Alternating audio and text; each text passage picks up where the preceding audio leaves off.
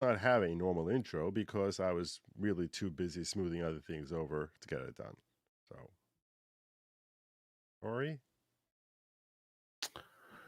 Good evening, everybody. Welcome to the following program. I'm your host, Joe Newman, aka Good Lawgic. Not sure I like this look tonight. Not sure I like it. Oh well. I need to start with something here. Something here that I need to start with. Few things I need to just get out of the way.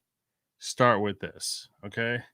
This is the sort of thing that just gets me little ticked.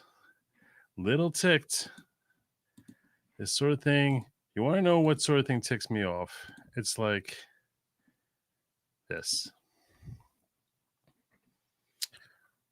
King Johnny shared this with me, okay, in a DM. Okay. I don't really think this is Johnny Depp, but if it is, kudos to you, Johnny. But I'm going to go with the assumption. I'm going out on a limb here. I'm going on a limb. This is not Johnny Depp, but that's not the point. Okay. It's not the point. Not the point. All right. So don't everyone start getting confused and start telling me it's not really Johnny Depp. I know it's probably not. I mean, maybe it is. You don't know. You don't know. You don't know. It could be. It could be.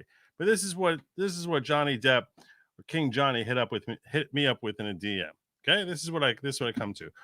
He shared a screenshot where he said, watching, and when you said to subscribe, I decided to check as I found the other day YouTube had unsubscribed me from Good Lawgic, aka the Fallen Pro. Where I found you there, I was unsubscribed. WTF at YouTube.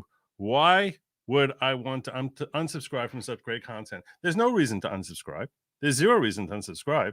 I mean, look, even if you get mad at me for a day, that's going to happen. It's a relationship. There's going to be some down periods, but that wouldn't be a reason to unsubscribe, to actually go through the effort of hitting unsubscribe. No. But it gets worse. See, it gets worse. This is how bad it is. This just astonished me. Check this out. So Legal Vices responded with some people accuse us of wanting because we're losing subs. No, it's a thing. YouTube just randomly unsubscribes people. It sucks. Yeah, but it's worse for me than it is even for Legal Vices, because this is what he wrote back to me. This was his note that Johnny Depp, not probably Johnny Depp, maybe, you don't know, it could be, just in case it matters. I check daily after this, not just your channel, but the other two boys as well. And the other two, I think the other one was I think it was Mindset. I don't remember. I don't know, but definitely it was Legal Vices, one of them. I checked daily after. It was not just your channel, but the other two boys as well. And the other two I was sub to, but for at least 4 times. 4 times. It is so hard to sub to me. You should look at it as a mark of achievement. It is a mark of achievement if you manage to stay subscribed to me. I should just have that as my thing. See if you can manage to stay subscribed. I dare you. I double dare you. I dare you to try to do it, because YouTube is going to beat you. Eventually, YouTube will beat you. I'm at least subscribed again, but next time, same. After about 4 times of subscribing to you again, after that, for the last few days, I've been subscribed. Finally, 4 times. I dare you. I dare you to stay subscribed. I dare you. You can't do it. You can't do it. No one can do it. I was unsubscribed from me. I was like, no one would even believe this. People wouldn't believe it. They're like, nah, come on. How could that pop? No, it happens. I'm telling you, it's crazy. Craziness. So this is just what this is the reality. This is the environment I'm working in here. It tells me that I'm over the target. That's what it's telling me. You're telling me that, YouTube, you're over the target. You're a little too close to the target there. Kind of got to shoo people away from you.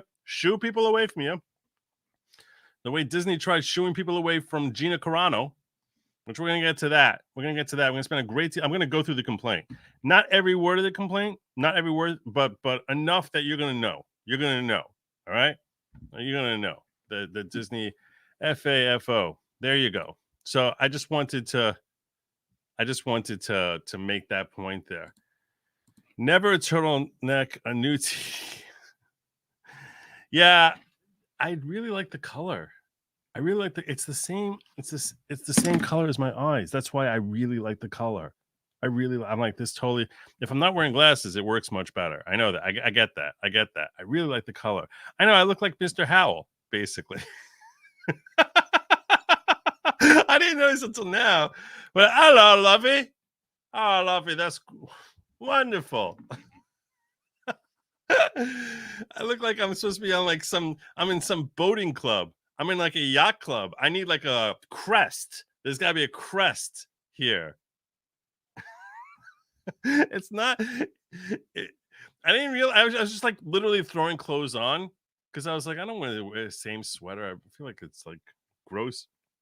I was throwing clothes on, and then I was like, yeah, I guess this will work. This will work. And then like I actually sat down in front of the camera at 10 o'clock, and I was like, oh my god, no, I would never walk outside looking like I'm in a freaking boating club. But yeah, all right, it's time for us to go sculling. I don't know what, I don't even know what the right. All right, at least Digger 100 is reporting for duty. And thoughts on Vince McMahon allegations. You see, I stay away from these things. I stay away. I looked at that for 3 minutes. 3 minutes. And I was just like, no, nope. Someone else, other people will cover this. I'm not. It's no. I don't know. No. You can't make no. I can't. No, can't. I was just like, no. I can't. Sorry. No, I can't. So I haven't looked through but to answer your question, I haven't looked through it in detail. So I don't know. Who the heck knows? But I was like, no. this one, look, I understand I'm unchained. I get it. I'm unchained now because, the kids who are in the hopper trying to like not be an albatross to them. I don't have to worry about that anymore. Thank you, God. But still, no. I'm not doing that. And 3 minutes I spent looking at it. I was like, no. I've never been good for you. See, I don't know what it is that some people get unsubbed multiple times and others somehow manage to stay there. But good for you. Tell us your secret. What is your secret? What do you do? I don't know what it is, but congratulations on being a member for 2 months also. Is the nautical uniform for the ships in our tunnels. I was having fun on Twitter. I saw that Elijah Schaefer was complaining about how YouTube abused some video he made about the tunnels, and where they, were basically labeling him as being some sort of, racist or whatever. And so I basically put out there that I finally owned up that the tunnels belong to me. They're my tunnels. It's my summer retreat right there. So I don't know why it is that people make such a big stink. I don't get it. I've been having a lot of fun on YouTube today, actually, on Twitter, actually, today. A lot of fun on Twitter. Mostly in the replies. More so in the replies than in other places. I saw Star Wars Girl was complaining about her wedding cake, that she showed a picture of what it was supposed to look like, and then basically showed some lopsided, different color, different style type of thing, which is like what she got. And I basically decided, all right, this deserves a troll. So I used that old meme of what Pam from The Office going, it's the same picture. I was like, I wonder if she's going to realize that I'm just trolling. It's the same picture. It really wasn't the same picture at all. No. All right. Well, anyhow, I covered this. I'm going to get into Jennifer Crumbley. In case you've been living under a rock, Jennifer Crumbley was found to have found guilty on 4 counts today. If you watched live with me, you got to see my rant. I'm not going to repeat my rant. I'm not going to repeat it. But this just like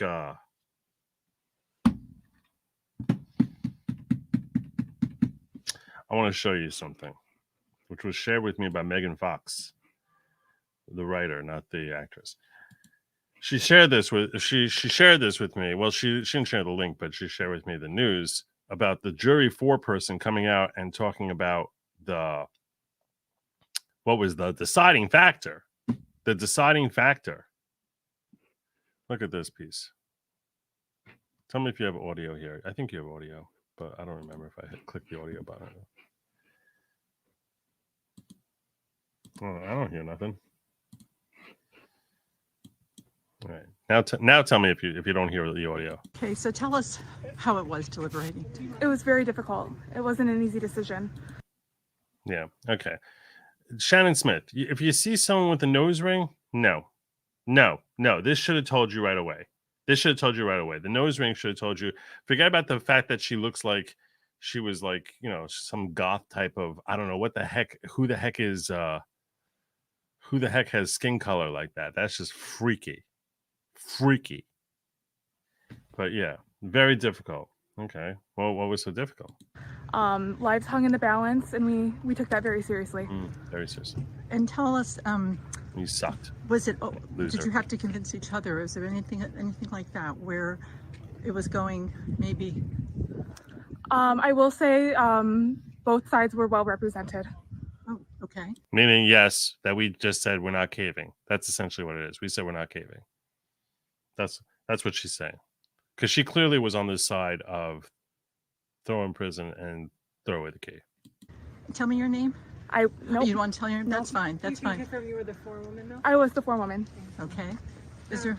The multiple piercings, the nose ring, the everything about her should have sent you. This Shannon Smith. No disrespect to you. I mean, I disrespected you plenty during the trial, but you see something like this in a case where you were looking for someone with conservative values, and it should be flashing, because this is ultimately, if a person's strongly two-way, they're going to be more favorable in this scenario here, right? I mean, this is the state trying to crack down on parents of Second Amendment folks. So, and Second Amendment folks who have kids, troubled kids. So, that's the case. That's the scenario. Okay, when you see the nose ring, that to you, Shannon, that was your cue to say danger, danger, danger, danger, danger. That's what it should have been screaming at you. It should have been screaming that at you. Now, look, I don't know if she was out of peremptories. I don't know, which is, maybe she couldn't challenge. But this, you tell me this person's on the jury there. I'm like, you're not going nowhere. You're not going nowhere. This woman is going to be, she's going to be difficult. This is someone who's going to sit here. She looked like she was like, best friends with a bunch of school shooters. No, this is not what you want on the jury. You don't want this. No. Terrible. The nose ring. That's what tells you. Was there something specific that really stuck that you guys were debating over for that many hours? The thing that really hammered it home is that she was the last adult with the gun. What? She was the last adult with a gun? That's what hammered it home? And that's where I'll end my comment. Thank you. Because you're an idiot. What the hell does that have to do with anything? Anything. What the heck does that have to do with anything? Why are people so stupid? Thank you. So if you had heard from Ethan, would it change anything? Thank you. If you had actually paid attention to the trial, would that have changed anything? No. Why would it? Why are people so stupid? Why aren't more people just like following in my footsteps? I don't understand this. I have a difficult time understanding this. She was the last adult with the gun. When was that? 4 days earlier. 4 days earlier. Idiot. What crap. Stupid.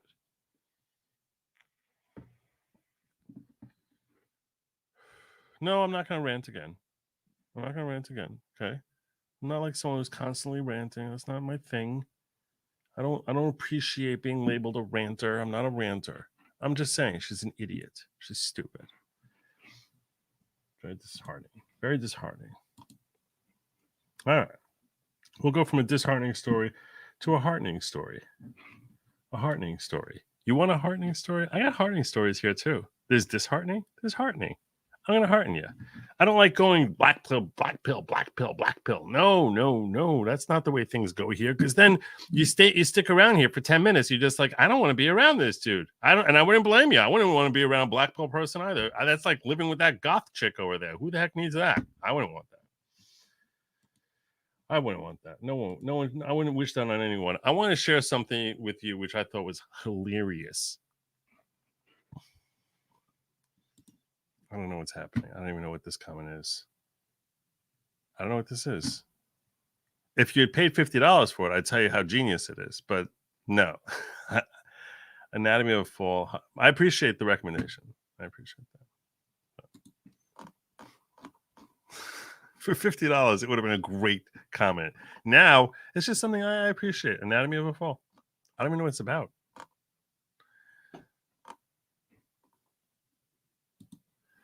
Joe, if DAs don't enforce the law, what can police do? And how bad is Bragg? That's two questions, but I'll give it to you. If the DAs don't enforce the law, what can police do?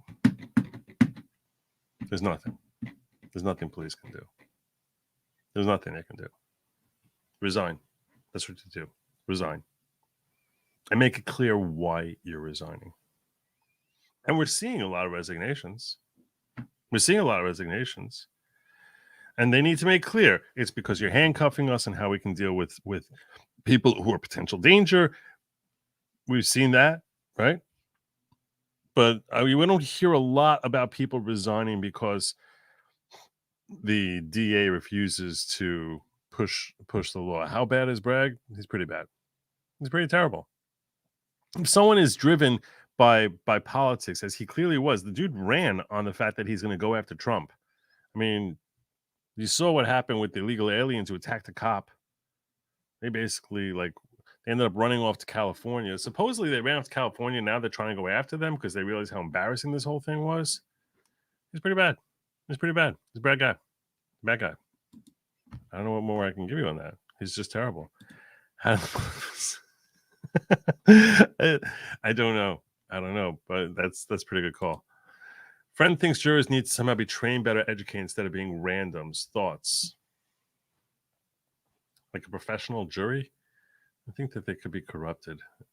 I think having randoms is probably, you would hope, better. But I do think that they should spend a lot more time explaining the law to them before the trial starts. See, I don't like the fact that we explain to them what they're looking for after the trial ends. You should be explaining to them what they should be looking for. This is something that should be spelled out for them before the trial starts. That would be ideal. If it's like, look, you're going to be seeing evidence about this, and these are things that are critical that you need to understand when you're trying to assess gross negligence. Like putting forward that standard beforehand. So it's like, don't just, because you don't want them to come to conclusions. They're already decided. A lot of times they've decided the outcome by the time you finish opening statements. People wait until closing arguments to try and make the case. No.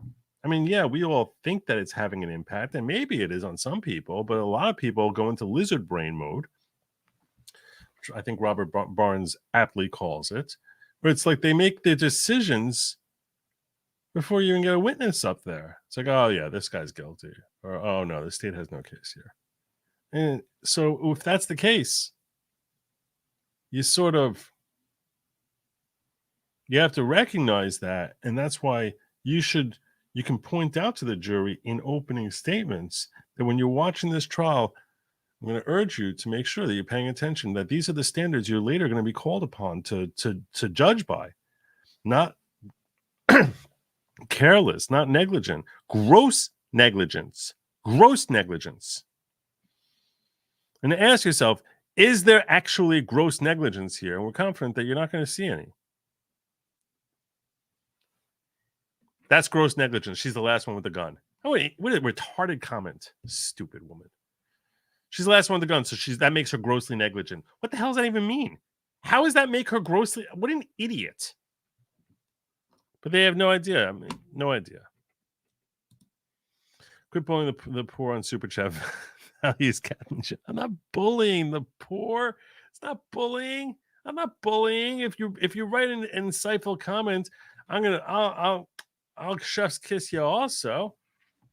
I was simply being open about the fact that even if the comment is lacking in any sort of redeeming value, that people have a capacity to escape criticism.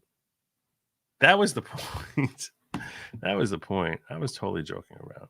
I love Ben. He's been here forever. And in case you think I don't remember who Ben is, like I don't recognize how Ben's been here for a very long time. He used to have a picture instead of this, I don't know, green guy over here. I'm 95% sure that Ben used to have a picture of those doctors from like the Middle Ages who have like the whole beak thing going on. That was Ben. He'd been here a long time. A rant in the first 10 minutes equals me going to sleep early.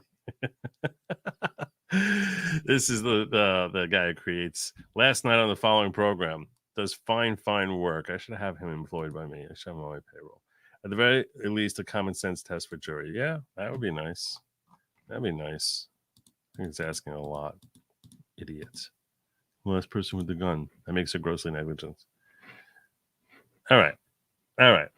So I promised you I was going to give you heartening. This made me laugh. So I saw breaking about Ronna McDaniel stepping down. Okay, I saw this. Nick Sorter put out a tweet that Ronna McDaniel, the Republican National Committee chair, be stepping down. So I said, oh, let me check that out. That's something I might want to cover. I likely will want to cover. Ronna McDaniel stepping down. That's kind of significant. Radical shakeup in the RNC. All right. So I did a Google search, and this is literally, I took a screenshot because I was like, people won't believe me. 49 minutes earlier, Trump says Ronna McDaniel knows she should step down as RNC. And then 17 minutes ago, Ronna McDaniel chairman plans to step down.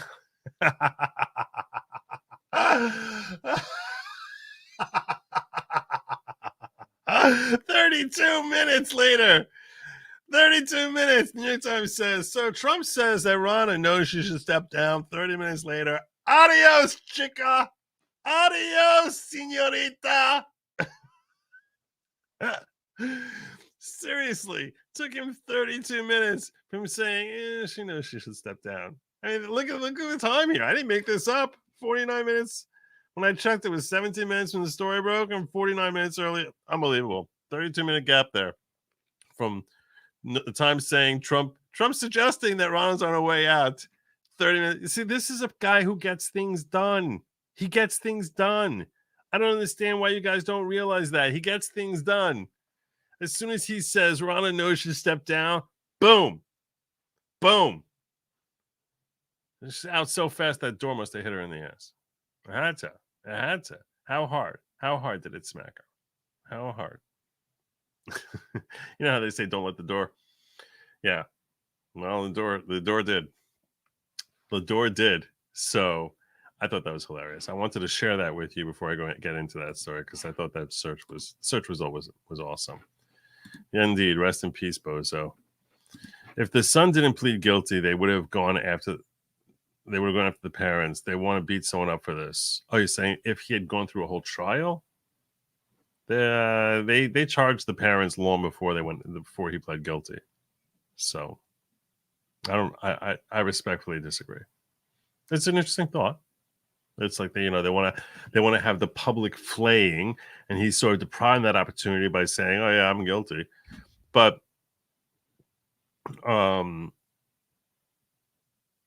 yeah, they were charged a long time earlier, like years earlier, and it was a big deal. Like this went to the Michigan Supreme Court. I don't think they would have let it go. The cop beater illegals got arrested in Arizona. Yeah, I know I heard that they were running for California looking for a sanctuary city or stuff like that, but I heard that they got arrested. Unbelievable. Anyone becomes a cop. Anyone's still a cop. I tip my cap to you. I think you're crazy. But we need you to do what you're doing. So I tip my cap to you. I tip my cap to you. All right. The heck, I lost that. All right. Ronna McDaniel. So this is where it started. Let's go with the earlier article, the 49-minute-old article instead of the 32-minute-old article. But we'll cover both really quickly. All right. So Ronna McDaniel, who's the head of the RNC, the chair of the RNC, Trump said she knows she stepped down. Why? They ain't been earning money. Now, in case you're unaware of this, Ronna McDaniel is a niece of Mitt Romney. A niece of Mitt Romney. Mm-hmm. That's actually factual. She is a niece of Mitt Romney. And former President Donald Trump on Monday suggested that Ronna McDaniel should leave her post as chairwoman on the Republican National Committee. Sit-down interview with the right-wing news network Newsmax. Trump was asked whether McDaniel, whom he first chose to lead the party in 2017, should step aside given the party's lackluster fundraising and electoral results in recent years. Quote, well, I think she knows that, Ms. Trump answered. I think she understands that. A spokeswoman for the committee did not immediately respond to a request to comment on Tuesday. McDaniel has let it be known she would step aside the Republican nominee preferred.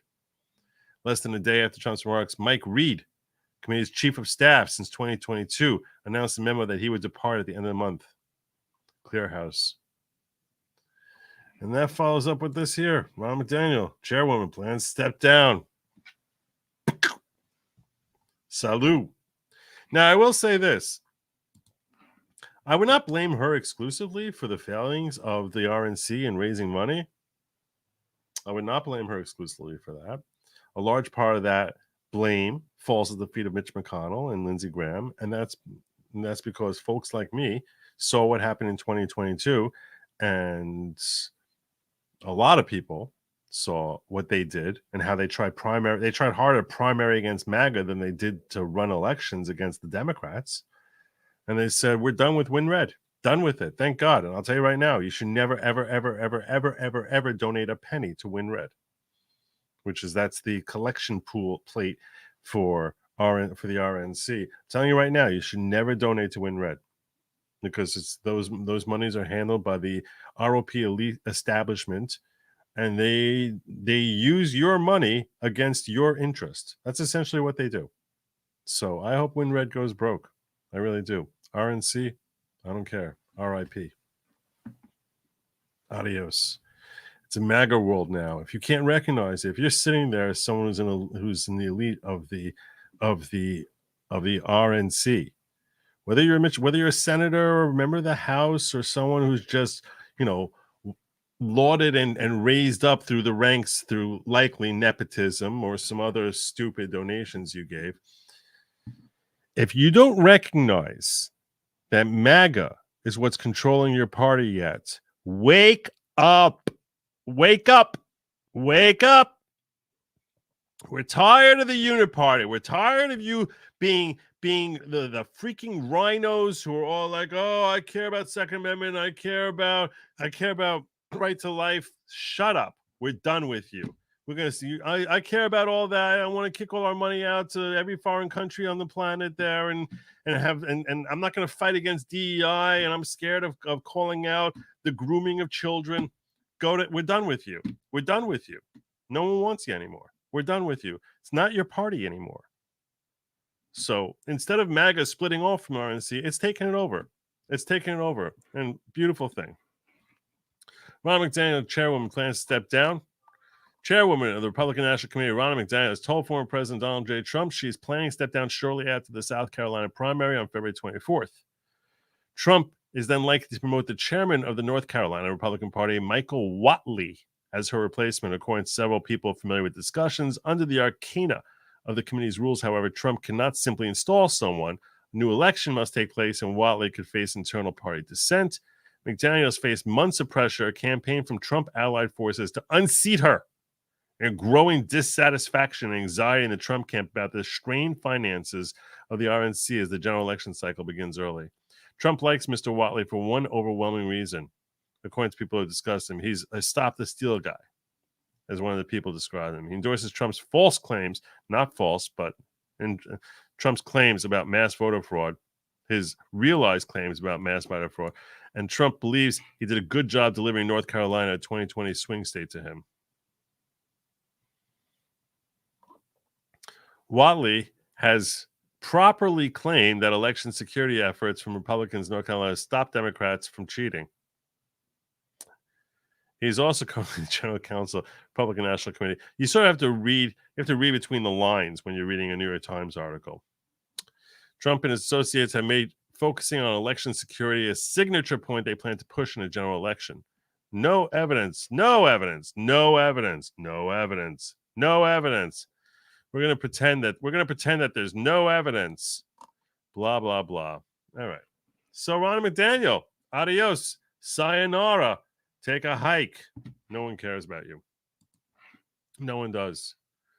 Go to your Christmas dinners with Mitt Romney. Century, bro. Dropping a fitty. Joe, did you see the House release info on a new censorship program called the Weaponization of the National Science Foundation? How NSF is funding the development of automated tools to censor online speech at scale and trying to cover up its actions? No, I have not. I'm feeling I'm feeling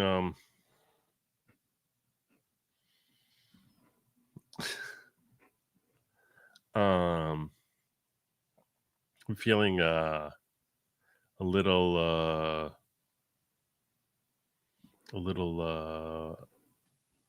pressure here now to actually try to find that. Let me see if I can do that.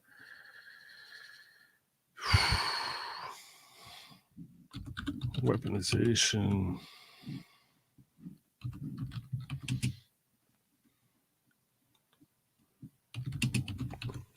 National Science Fund. I don't know if I can start digging into stuff right now. I got a lot to cover. This Carano, the Chronicle complaint. You're going to want me to go through the Carano complaint. Trust me. NSF funding.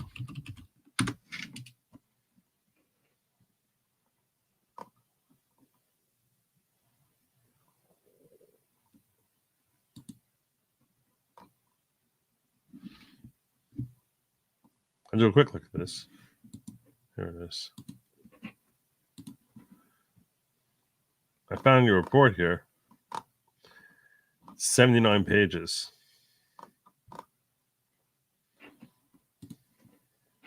Here's a synopsis. I'll do a synopsis for you. Quick synopsis, which is much shorter.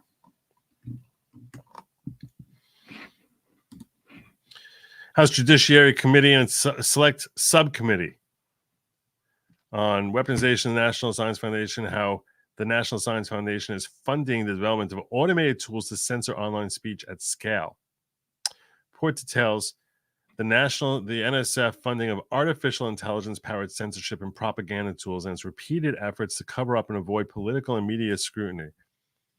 In the name of combating alleged misinformation regarding COVID-19 and the 2020 election, NSF has been issuing multi-million-dollar grants to university and nonprofit research teams. The purpose of these taxpayer-funded projects is to develop AI-powered censorship and propaganda tools that can be used by governments and big tech to shape public opinion by restricting certain viewpoints and promoting others. We're going to see this. This is not surprising. Not surprising at all. Non-public documents obtained by the House Judiciary Committee and the Select Subcommittee of the Weaponization, blah, blah, blah, demonstrate that the federal bureaucrats, disinformation researchers, and nonprofit groups understood their actions' content moderation and combating so-called misinformation amounted to censorship. And yet, NSF forged ahead supporting new technologies that would essentially enable censorship of online speech at scale. It's terrifying. Thank you for calling that to my attention, Century, bro. Thank you. You see, that was a great post, and I don't have to fluff that one up. I'm going to give you another one of these. I appreciate you calling this report to my attention. This is a lengthy report that they have here, which, like I said, it's 79 pages. I don't have the time to go through the entire report, or even to really do it justice. It's very terrifying, though.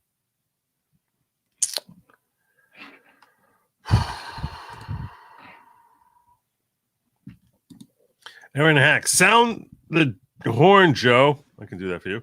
Then you can read the article that Megan Fax Megan Fox wrote, quoting you. How am I doing that? It feels like feels very self-congratulatory.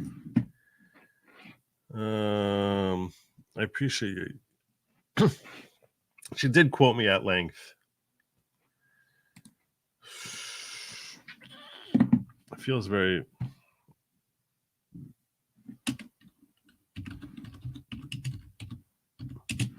Well, she shared it. She shared a link with me of it. Where was it? Where was it? I really wasn't going to do this. What's the thing called again? Where are you?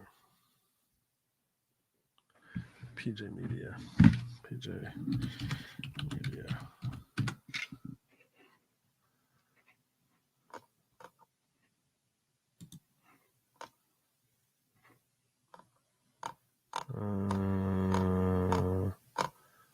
That's.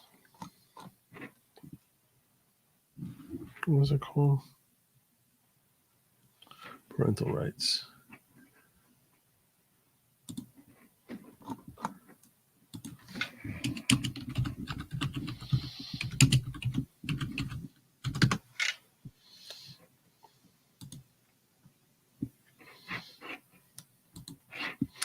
All right.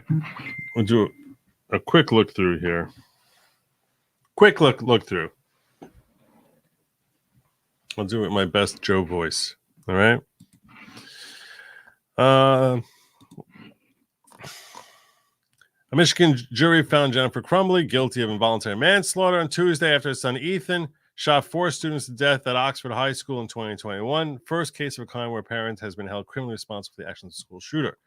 Reactions among the public are mixed. Some see the decisions as a win that will scare parents doing more to keep their children from hurting others. Others see the decision as a scary precedent that will haunt America for a long time and allow politically motivated prosecutors to go after anyone they want for their actions of others.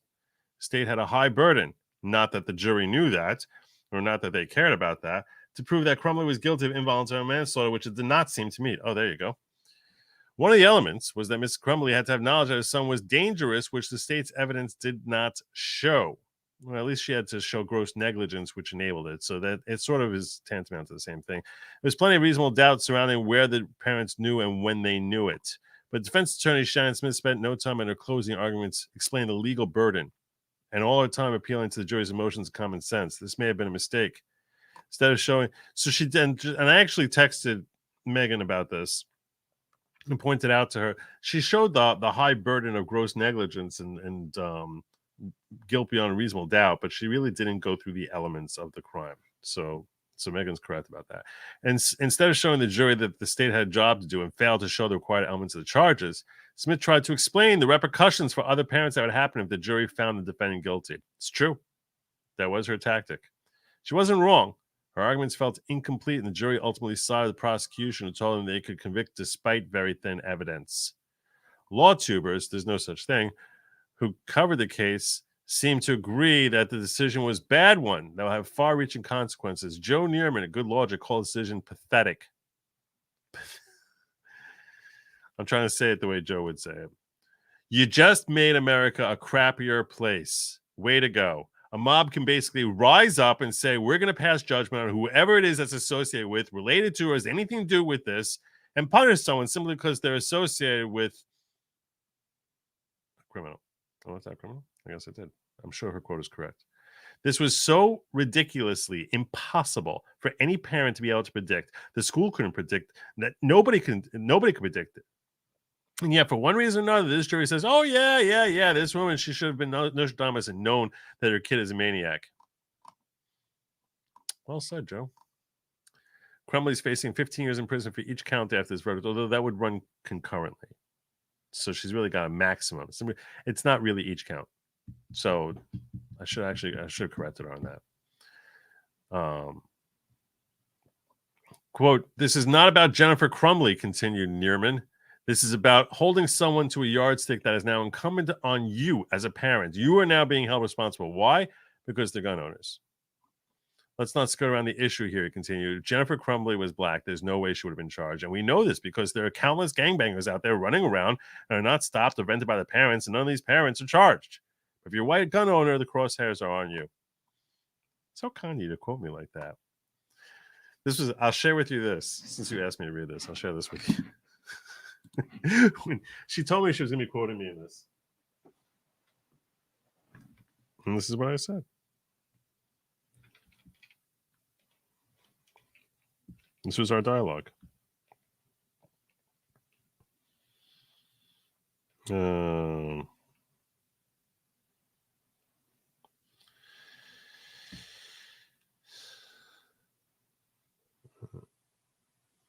She said, quoting some of your reaction in a PJM article, we'll send one up. I'm very upset this jury. So I said, cool. I happen to be very quotable, so you did well. That's basically what I gave her. I'm very quotable, so you did a good job. Anyhow, I digress.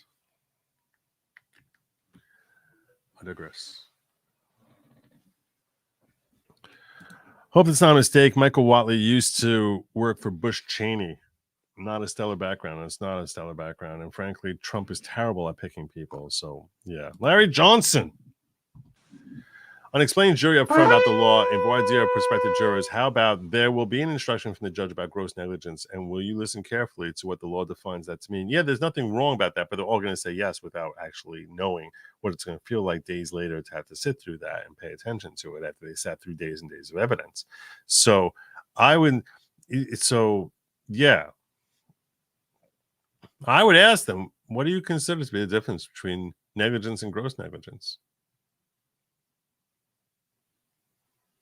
Now, you might not get that question approved by the court, but I would say, one of the key things here is the difference between negligence and gross negligence. How would you define that?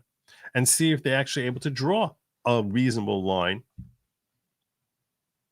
I like the way you're thinking. All the way back to voir dire. All the way back to voir dire.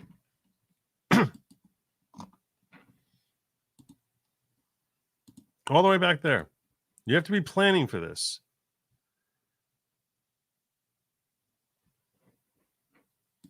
Yeah, I watched it like 10 minutes ago. Or 15 minutes ago now. I don't know. Time's slipping away on me. All right. Covered Crumbley, covered Ronna. I know I want to get to Tucker Carlson. So in case you missed it, in case you didn't hear the news, but it broke today that Tucker Carlson plans on interviewing Vladimir Putin. And this is what he explained as to why he's giving this interview. And I am curious, what are your thoughts on this? Do you think that giving a platform, because much as I'm always hating on Ukraine, and I have hated on Ukraine because they worked very hard to earn our hate. That's not to say that I have any warm, fuzzy feelings toward Vladimir Putin. He's a terrible person. Terrible person. I accept that, despite having little evidence of it being true. But I accept that because the premise seems to be logical. Former KGB Colonel, I got reasons to suspect the guy's probably a terrible person.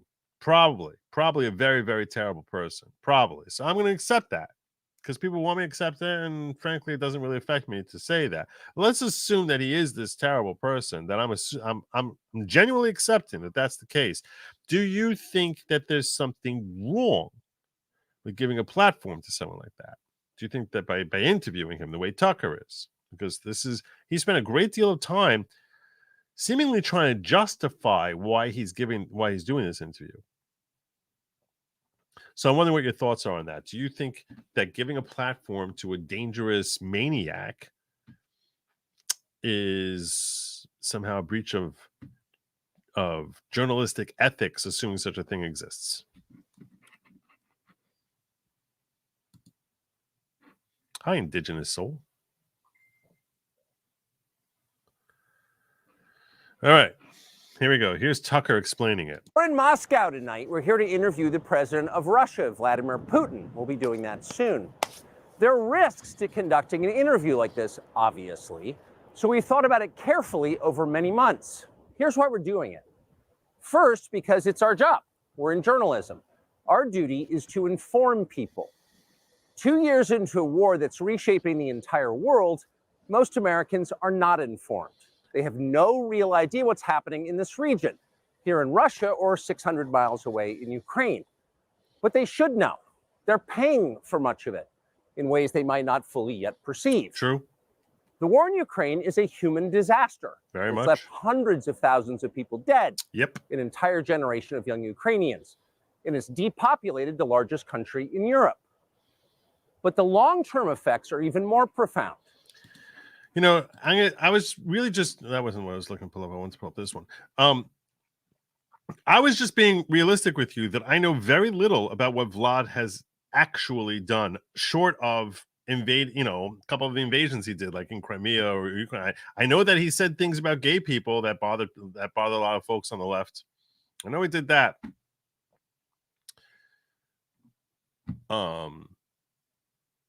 But they make him out to be like, you know, modern day Adolf, which I'm sure that's not true. I'm sure that's a hyper exaggeration. I'm simply saying, even if I accept that he's terrible, would that make sense to say we should?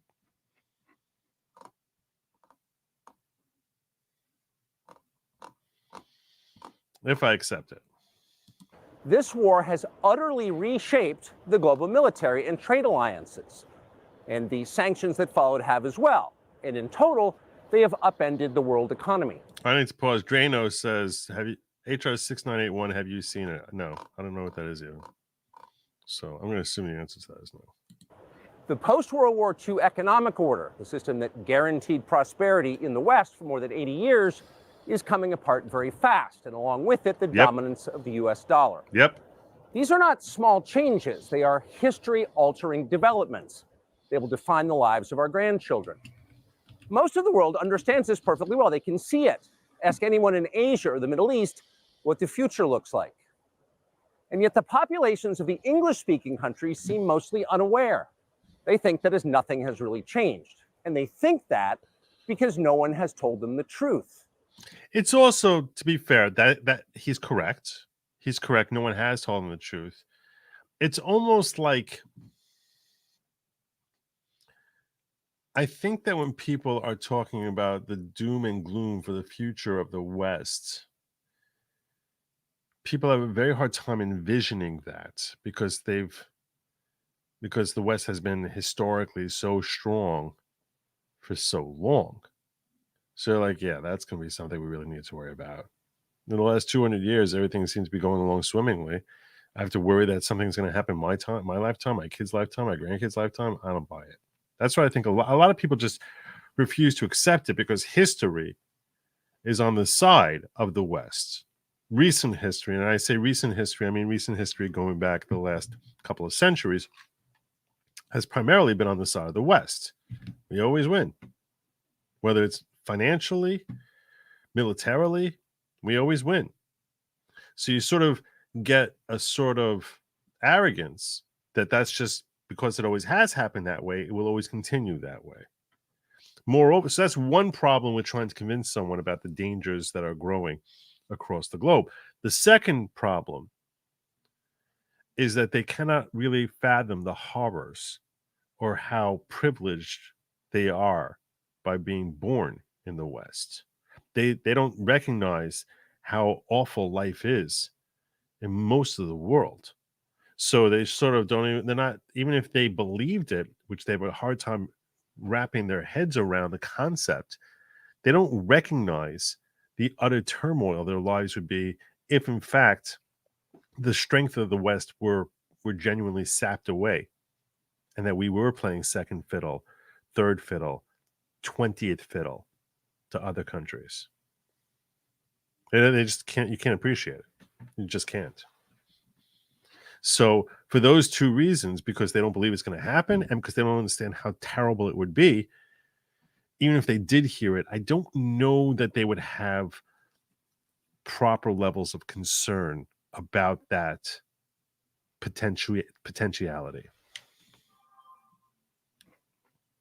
Their media outlets are corrupt. They lie to their readers and viewers, and they do that mostly by omission. For example, since the day the war in Ukraine began, American media outlets have spoken to scores Probably true of people Coffee. from Ukraine, and they have done scores of interviews with Ukrainian President Zelensky. We ourselves have put in a request for an interview with Zelensky, and we hope he accepts. But the interviews he's already done in the United States are not traditional interviews. They are fawning. And this is a mature attitude. Love ID USA. You have a mature attitude. The problem is that the people who really need to hear it are the ones who are least likely to listen. They're the ones who are least likely to listen because they've been so trained to like, close your ears, no, no, no, no, don't listen, don't listen. But I think it's healthy for us to have a better understanding as to who Putin is and where he's coming from. But the fact that he's hosting this interview has led to a massive clash amongst a couple of GOP bigwigs, specifically Poso v. Gorka. We're going to get to that after this. PEP sessions specifically designed to amplify Zelensky's demand that the U.S. enter more deeply into a war in Eastern Europe and pay for it. That is not journalism. It is government propaganda. Propaganda of the ugliest kind, the kind that kills people. At the same time, our politicians and media outlets have been doing this, promoting a foreign leader like he's a new consumer brand. Not a single Western journalist has bothered to interview the president of the other country involved in this conflict, Vladimir Putin. Most Americans have no idea why Putin invaded Ukraine or what his goals are now. They've never heard his voice. That's wrong. Americans have a right to know all they can about a war they're implicated in, and we have the right to tell them about it because we are Americans too. Freedom of speech is our birthright. We were born with the right to say what we believe. That right cannot be taken away no matter who is in the White House. But they're trying anyway. Almost 3 years ago, the Biden administration illegally spied on our text messages and then leaked the contents to their servants in the news media. They did this in order to stop a Putin interview that we were planning. Last month, we're pretty certain they did exactly the same thing once again. But this time, we came to Moscow anyway. We are not here because we love Vladimir Putin. We are here because we love the United States, and we want it to remain prosperous and free. We paid for this trip ourselves. We took no money from any government or group, nor are we charging people to see the interview. It is not behind a paywall. Anyone can watch the entire thing, shot live to tape and unedited, on our website, tuckercarlson.com. Elon Musk, to his great credit, has promised not to suppress or block this interview once we post it on his platform, X, and we're grateful for that. Western governments, by contrast, will certainly do their best to censor this video on other less principled platforms because that's what they do. They are afraid of information they can't control. But you have no reason to be afraid of it. We are not encouraging you to agree with what Putin may say in this interview, but we are urging you to watch it. You should know as much as you can. And then, like a free citizen and not a slave, you can decide for yourself. Precisely like my super chatter there, Love ID USA was just saying. The role of a good journalist, as you would know,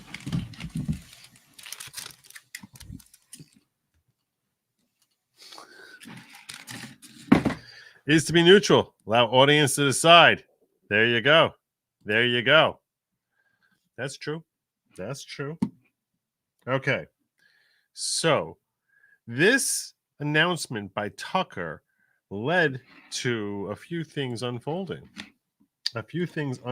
Specifically, Sebastian Gorka, who's former White House staffer for under Trump, big time Trump supporter now, put this out. I remember when Americans didn't do PR for KGB colonels, well, without being agents of the Kremlin. That's his way of chastising Ian Miles Chung for saying, pay attention to any fake news media shill who's calling Tucker for Carlson's arrest due to his courage in interviewing one of the world's most malign leaders. So he said, I remember when Americans didn't do PR for KGB colonels, well, without being agents of the Kremlin. So that's the way. That's my best, Gorka. Sorry if it offended you. Now,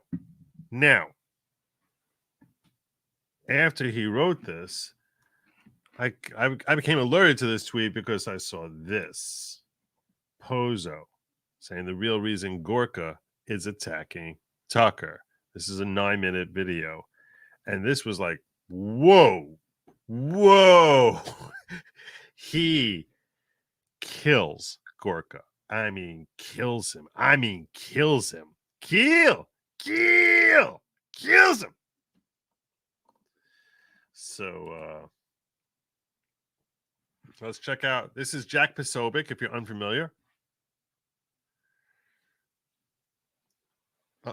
Based news reporter from OAN? I think so. Not Newsmax. OAN, right?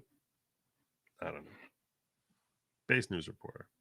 And a guy who I tend to respect his opinion. And I was very surprised by what he had to say. Very surprised. A lot of stuff he's saying here, I didn't know. I'm not saying this is true. Thank you so much. Good evening to you, Tammy Time. Watching me in the middle of the evening. It's like almost 8 o'clock by you. Thank you so much. So I didn't know most of the stuff that he's saying here. I'm not saying he's right. I'm not saying he's wrong. I'm playing journalist and just showing you what others are saying.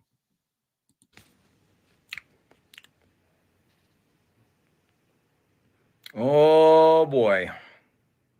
A lot going on today, folks. A lot going on. Busy day. I've got to hit in a couple of minutes, so I don't have a lot of time to get into this nonsense with these, just totally over the hill, kind of past their prime, no influence types like Gorka. But it bears repeating because a lot of this is new to some people. And, I think that once people understand that there are infiltrators within the MAGA movement, there are infiltrators within the America First movement, some of whom apparently title their show America First. So earlier today, Sebastian Gorka came out in an unhinged rant against Tucker Carlson for interviewing Vladimir Putin. So I didn't see the rant. I don't know where the rant is. I couldn't find the rant, but I found that tweet. But apparently when he says it's a rant, I assume it's more than that, 20-word tweet. I didn't see that rant. Interview hasn't come out yet. We have no idea what the content is. But Gorka decided to accuse Tucker unilaterally of being an agent of the Kremlin and accuse him of being a traitor. Gorka, who is himself not an American, Gorka, who has constantly propagandized for the Ukraine war, someone who has sold Vladimir Zelensky T-shirts on his website, again, which he calls America First. I don't know what's America First about foreign wars.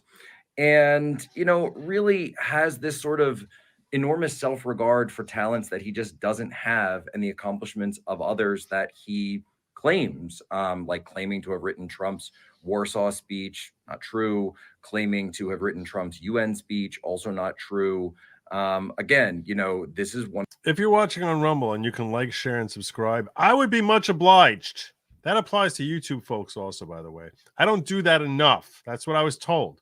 So I'm just saying, if you could, drop, if you're watching now later, which apparently probably 2/3 of people watch after I'm done. So if you could drop a comment down below, let me know whether you think that Putin, what do you think about the Crumbley thing, Ronna McDaniel, Sebastian Gorka versus Jack Posobiec, aka Poso. Or later on when I'm covering the Carano lawsuit, which I'm going to spend like an hour on that. One of the reasons that President Trump fired him from the White House, kicked him to the curb, where he had to take his boxes from the White House into his 4-cylinder Mustang. And there's a reason that President Trump fired this guy. And so, when you look at these situations, you have to understand that people are coming into the movement for their own reasons, for their own motivations. Okay. some people were former neocons. And in the neocon era and the Bush era, it made sense to be, if you were someone who was a striver, if you were someone who was trying to get ahead, if you didn't actually believe in anything, that you would go and get some fraudulent credentials claiming to be some kind of terrorism expert, not actually serving in the US military or anything like that, and then going and claiming that you were some expert on counterterrorism, when you've never actually done any counterterrorism in the real world. And so you would use these credentials and run around with them, possibly use a fake accent on television and your radio show in order to burnish those false credentials, and then find your way into the new movement. Now, the problem is when the tide shifts under your feet, and suddenly the tide goes from foreign interventionism and forever war to, essentially what we are now, which is we're not going to invade the world and invite the world. We're actually going to have diplomacy under President Trump, and we're actually going to put the interests of the American people first. Then you got a problem. But you would think America first would be, I'm putting American interests first. Like that's sort of implied, right? Because you've got these neocons sitting around wondering, well, wait, where do I go with all this stuff? What do I do? Okay, so then you basically just start making it up. You start saying, well, yeah, of course, I've always been like this, but, I've always supported Trump, but I've always supported these issues, but. And so this is what gets you to the point where you have somebody like Tucker Carlson, who, I have no idea what he's going to say in this interview with Putin. I have no idea what Putin's going to say, because I haven't heard it yet. Okay. So, and by the way, and you're correct, Greg, I do need an editor. Every once in a while, I'll try to cut down a stream, especially if I'm covering different topics. So I'll sort of say, starting at this point, which I usually cover a bunch of topics and I don't do it nearly enough. But I think what he's saying here is a very important point, which is, look, if Tucker ends up doing a fluff piece and he doesn't ask any tough questions of Putin, in that case, yeah, you can criticize Tucker and say, what are you doing? If he ends up asking him tough questions, then you can say, you can say this is something that Americans need to know. This is information which we wouldn't have gotten otherwise. So the nature of the interview does dictate exactly what it's all about, right? But I'm curious what your thoughts are. What questions would you want him to ask? Obviously you can ask, why are you invading? Off the top of my head, it's like, why the invasion? How do you think it's going? What's the end game here? At what point would you consider this over? What are your end game objectives? But if you have other questions that you think you want to hear Tucker ask, I'd be curious what your thoughts are on that.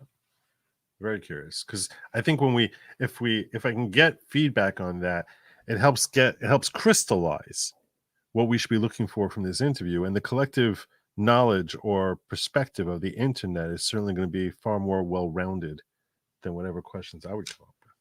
So, yeah, what would you want to know if you sat down with him? If you saw someone interviewing, you could write the question for the interviewer. If you weren't going to do the interview yourself, what would you want asked? So, I can see, obviously try to, put some words into somebody's mouth, but I wouldn't do something like that because it's just not, it's not professional. It's not something that anyone serious would be doing. It's certainly not something that somebody would do if they were drinking and going on Spaces late at night and then lying to people that you knew what President Trump's vice presidential pick was. I was there for that. I was in Spaces. I think Poso was there too, when Gorka was saying that he knows for certain. It's a done deal. Trust me, it's a done deal. The vice president has been selected. And he said it was a male from New York, former politician. And everyone's going to be very happy with this selection, which everyone came to conclude that was Lee Zeldin. but he wouldn't give any names. That's just not something that a serious professional would do. So if anyone knows anyone who's doing things like that, then you might want to ask questions about it. So in reality, this is a situation where there is someone who just isn't interested in. And he said, and it's not Rudy. It's not Rudy. He was asked Rudy. Someone jokingly said Rudy. The same, the same goals, the same issue set, the same background as the America First, Make America Great Again movement. You have these people who, coming from other countries, who are more interested in their own personal beefs, their own ethnic blood feuds, Not their own Rudy. issues that they have, and they want to infiltrate the movement and essentially put It has them to be these put them the on only top one. and say, oh, those issues are the ones that matter, these issues. And so you seek to pace and lead, and then eventually you get someone. And the same way, this is a guy who urged Elon Musk to keep Alex Jones censored. This is someone who, by the way, previously we just found was selling Tucker Carlson t-shirts on his website, but now comes around and calls Tucker Carlson a traitor. And so that to me sounds like somebody who's more interested in making money, more interested in. He's calling Gorka a grifter. What do you guys think? You think Gorka is a grifter? You think he's legitimate? I'm also not sure. Look, if he's a grifter, I appreciate Poso calling him out. I'm wondering what your thoughts are on this. And I want to be straight up with y'all, okay? Straight up with y'all. That I've met Poso a few times. The nature of my relationship with each of these individuals are I've met Poso a few times. I actually even have his phone number. I'm supposed to be setting up an interview with him for him to come on the show here. Sort of been waiting for the right moment. This comment, that this whole video he did made me feel like, oh, I want Poso on. The nature of my relationship with Gorka is like Poso, follow each other on Twitter, and I've been on space with him a few times. So that's the nature of my relationship with both of these gentlemen. So, in pretending they have access, more interested in acting as if they matter than actually doing anything in the real world. And by the way, I don't know. He's killing Gorka. He's like, you never did anything. You never did anything in the real world. You basically played up all your cred when you don't have any. You're not American. He's a grifter. You make crazy claims, irresponsible claims on Twitter Spaces, claiming to know stuff that there's no way anyone could actually know. And yeah, you can see he really doesn't like Gorka. Really, really dislikes him. Barnes also says Gorka is a grifter and warmongering neocon. Well, I don't really like anyone who's supporting our investment in Ukraine. I can definitely agree with that. I don't agree with that opinion. Imagine the inside U.S. Hitler would have allowed himself to be interviewed. Isolating a guy with nukes is a bad idea. It's a great point. Great point. A little bit more exposure about where he's from. Great point. If somebody wants to, sell T-shirts, if somebody wants to, make money off of their website or off of their show, that's fine. That's right. We're the capitalists, right? We're supposed to be the right wing here. The point is, right? The point is, be very careful of people who try to gatekeep. Be very careful of people who try to attack those and say, don't listen to that person. Don't listen to this person. Don't have those thoughts. Don't say those things. You know what I say? I say, let the X's or the tweets, whatever we're calling them now, let them all fly. Tucker Carlson can interview whoever he wants. I'm not in charge of him. I don't think anyone's in charge of him. I think that if somebody does have a problem with that, all right. And by the way, if you did have a problem with it, send a message, send a text. Why go out publicly? So disrespectful, so unprofessional. And I got to say, so I responded, and I get this meltdown from Gorka on the back end, and Gorka. All I got to say is, if he's calling him Gorka, Gorka's going to call him Bozo. This is coming, right? This is coming, Jack. I've been getting a lot of text messages about this guy because apparently there's a lot of people that have had a ton of issues with this particular individual, and people have long memories. That's all I got to say. People have long memories. And for someone who actually served in the US military, someone who actually was a US intelligence officer, someone who's actually gone through US training, and oh, by the way, has done actual operations involved in that, which, you know, I don't Poso's pretty based. He's pretty based. He's pretty badass. Not going to kid you. really talk about that much, because I'm not, again, like, I'm not trying to lead with it. I'm not trying to be somebody who's a credentialist and say, oh, I've done this, you should listen to me. No, I've never been about that. I ain't never been about that. But here's what I will say. Anyone is allowed to interview whoever they want. Anyone is allowed to have whatever opinion they want. And anyone is allowed, as far as I'm concerned, to follow whoever they want, unfollow whoever they want. I don't believe in censorship. I never have. Ain't never been about that. I've always never seen about that. Never said a word about that. But if you're someone who believes in censorship, someone who is going to go full Russiagate, right? Full Russiagate on a guy like Tucker Carlson, then, you know, honestly, I just have to ask questions. I have to ask questions about what is motivating that, what past grievances, potentially ethnic grievances, are motivating that. And look, folks, you know, we have an issue in this country of over immigration. And so some of these people should go back to where they came from. I think I'll leave it at that. So, you know, there's a lot of stuff that's going on in the world right now.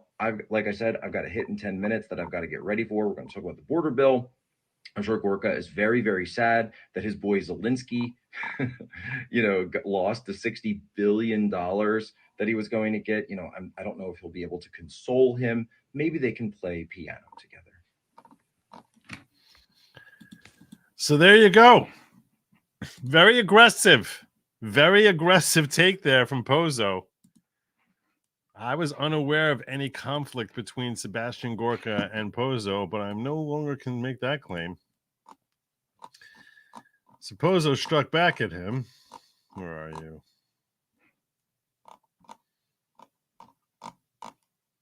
He didn't take it well.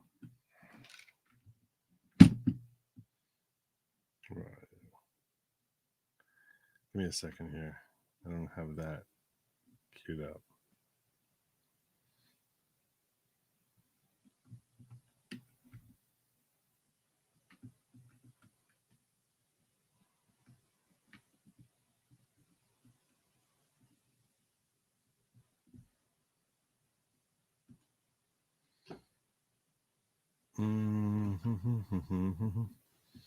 He posts so much.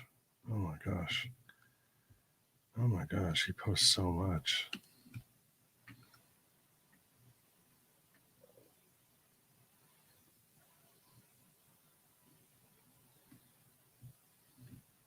Oh, I missed this.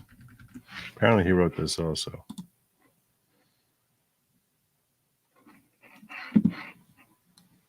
This was also the irony. Tucker sitting in Moscow lecturing us about freedom of speech in Moscow. In Moscow. Can't wait for when he asks Putin about freedom of speech Russia. Maybe he can interview those who have dared criticize President Putin. Who knows? The ones who aren't dead. I was trying to find where he went after Poso, because I was like, this is getting, I don't know. He went after Poso for Poso calling him out, and basically, this was it. This was a reminder of the quality analysis Jack Posobiec is famous for. In-depth research in the double glazing of Comet Pizza. I didn't even see this as being such a bad hit. The reason I'm sharing this because I don't think is because it's interesting how this fight. If this is like the worst you have, is that he did this news report about a certain gate,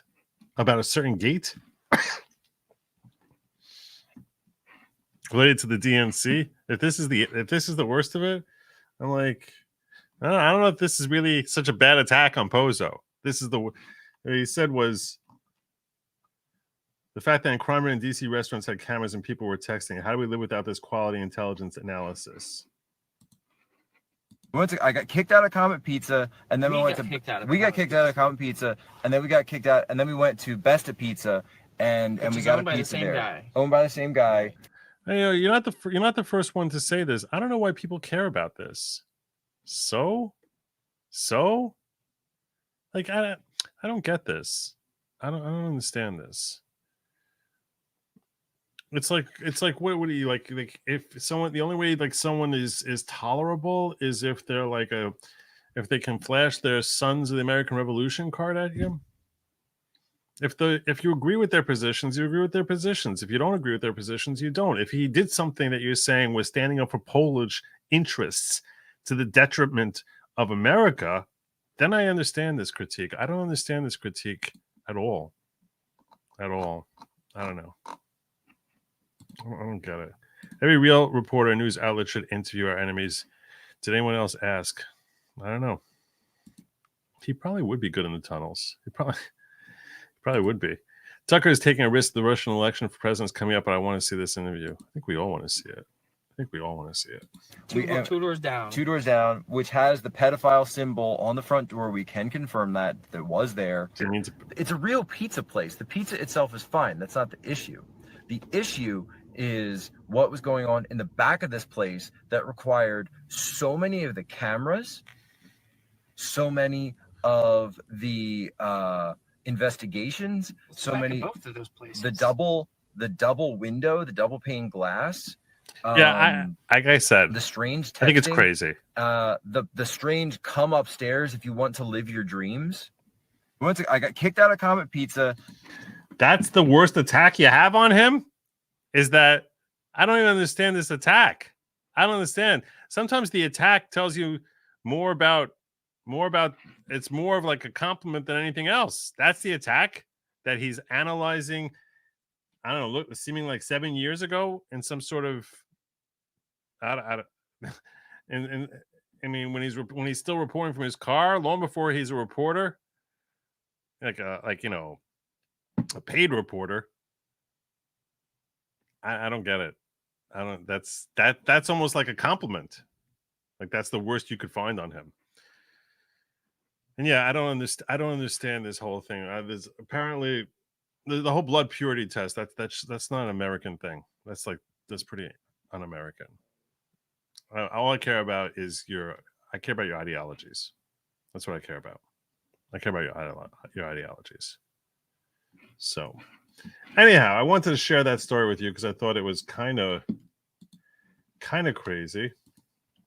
And last story I want to get to before I get to Gina Carano and her lawsuit. That was what that was. Yeah, that's what he was reporting on. I don't know if I'm allowed to even say that word. Last thing I want to cover is I have excellent news. Remember I told you I have good news? Some great news? The rest of the night, I'm giving you great news. All you're going to hear from me, great news. And it starts with this. Senate Republicans knife the bipartisan border security bill, declaring it dead. It's dead.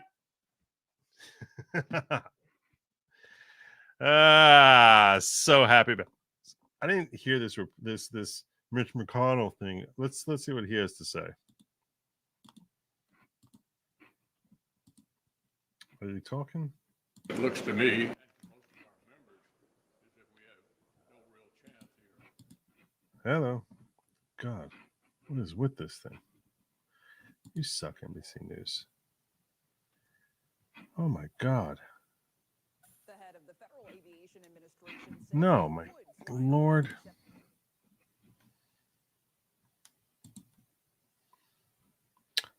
Wow, you stink, NBC News. My video begins in 30. What are you? Oh my gosh.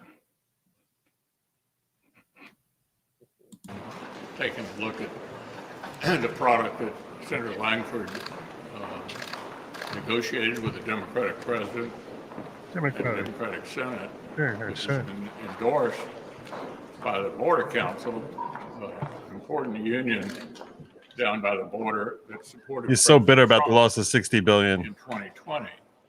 So that's the policy part of it. I think Senator Langford has done a remarkable job. Remarkable job. However, we had a very robust discussion about whether or not this product could ever become law.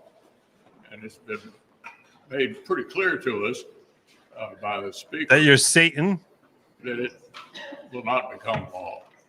So I want to congratulate Senator Langford on a remarkable job.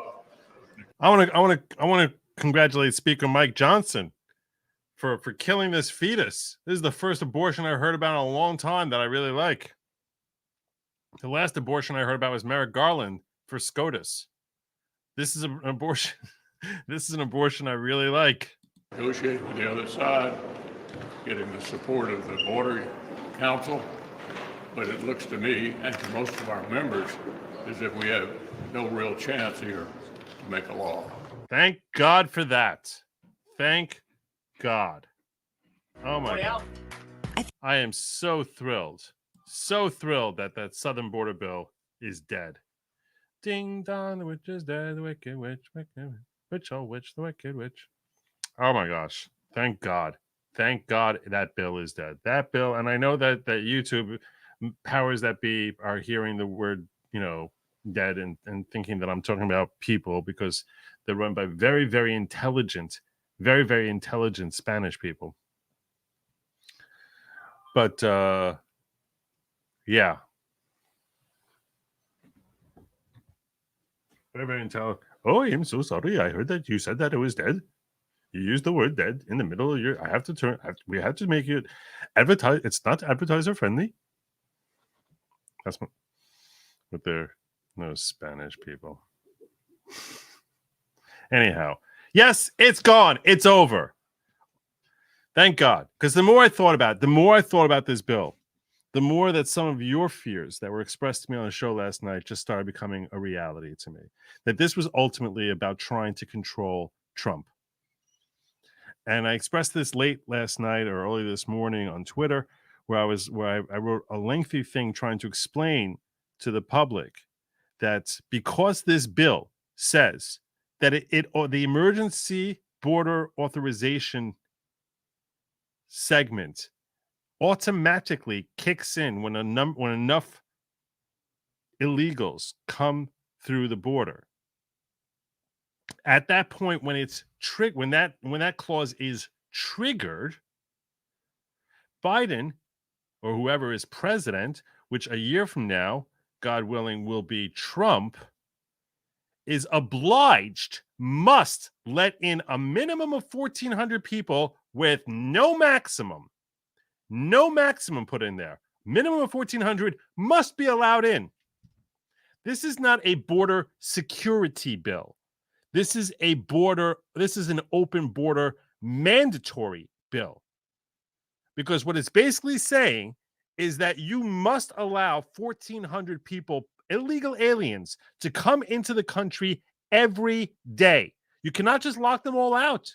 You have to allow in 1,400 people. That's 42,000 per month or 494,000 per year.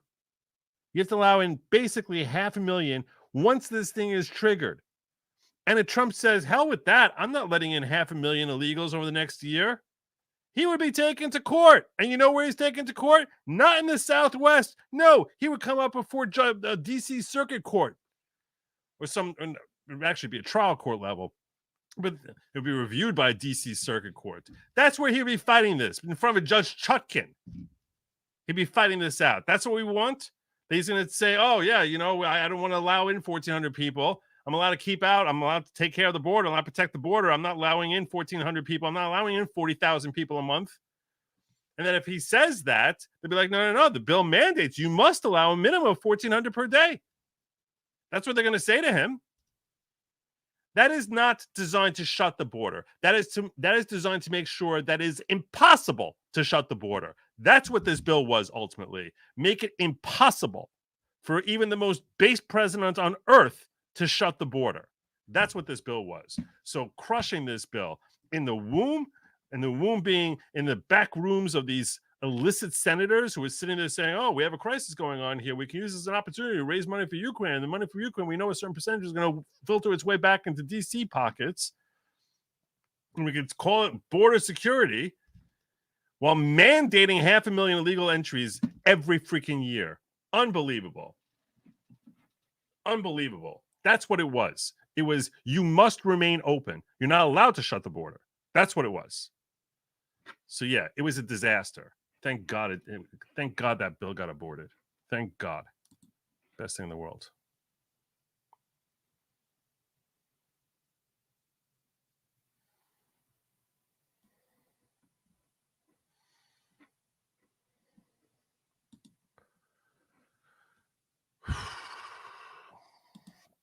Joe, when is locals going to contract to you?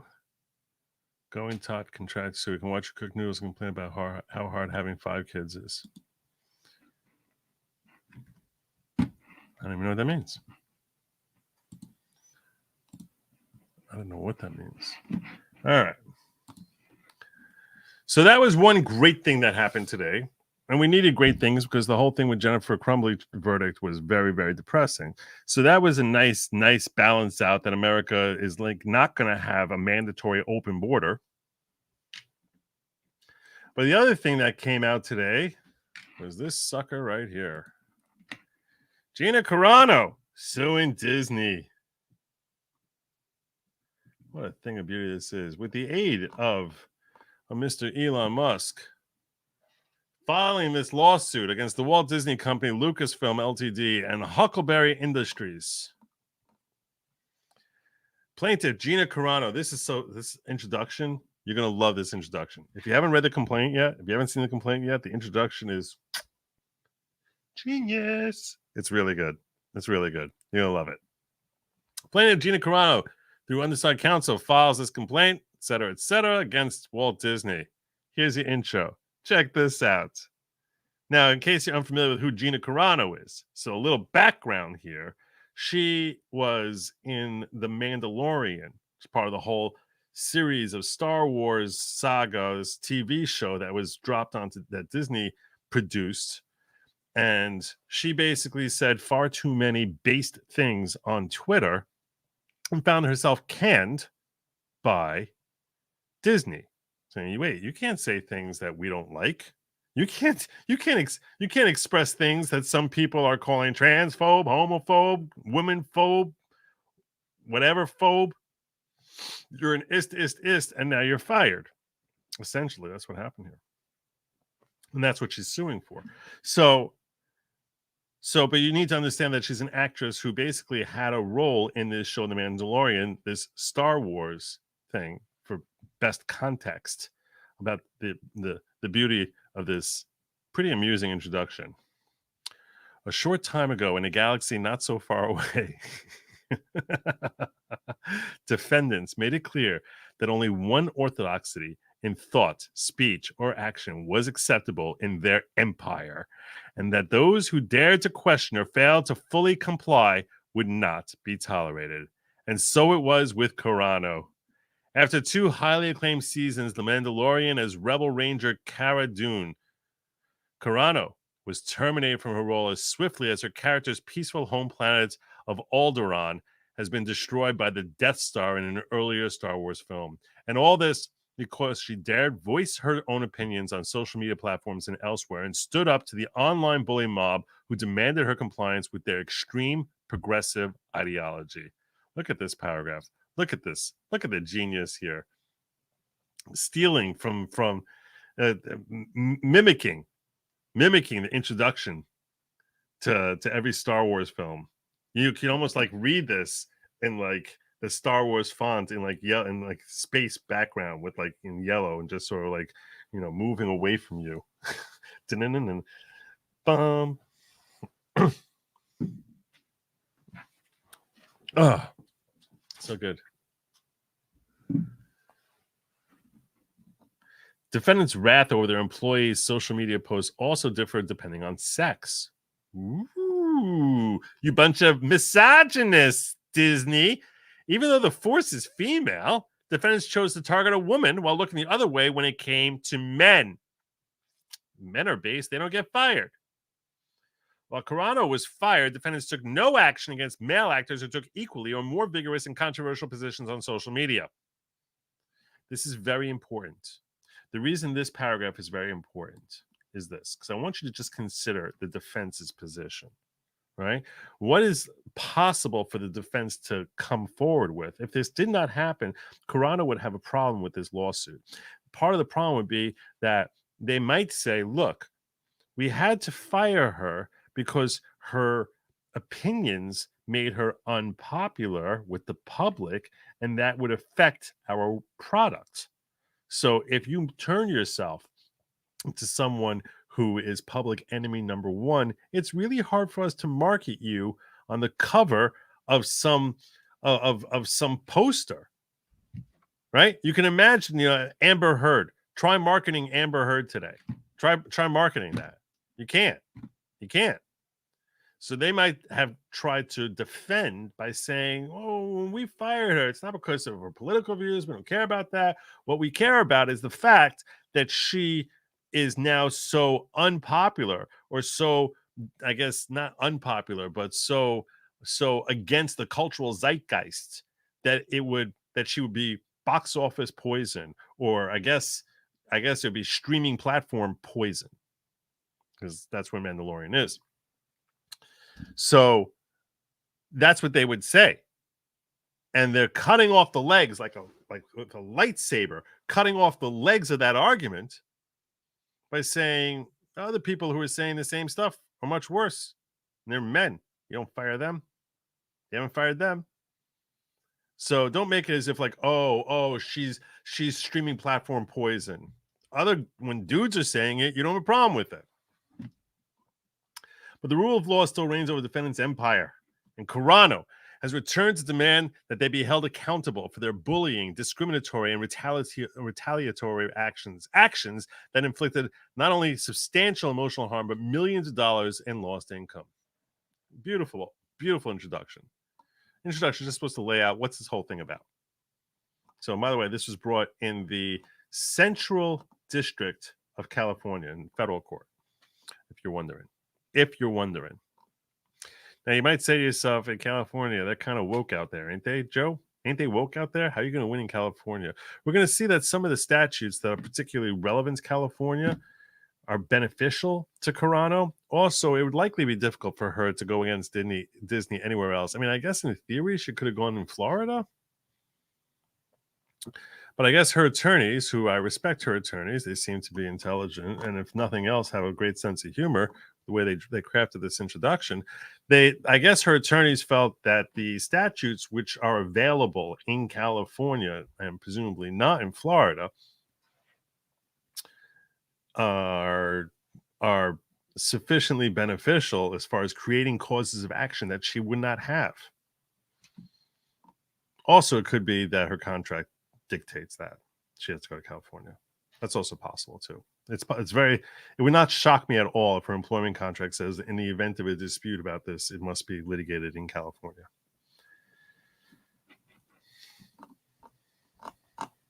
We're going to skip past jurisdiction because no one cares. Nature of the case. This is a civil action arising from defendant's wrongful termination of Carano's employment and retaliation for her lawful exercise of a right to speak and express her views. Specifically, defendants under the regime of former Disney CEO Bob Chapek fired Carano because of her posts on various social media platforms, including X, formerly known as Twitter. Carano composed and published the post while she was off duty and away from the workplace. In her post, Carano, I know it's Chapek. It's Chapek, right?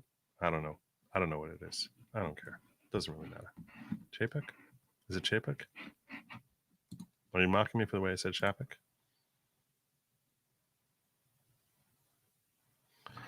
In her post, Carano expressed her personal political views, opinions, beliefs, and retaliation for her exercise of her speech rights.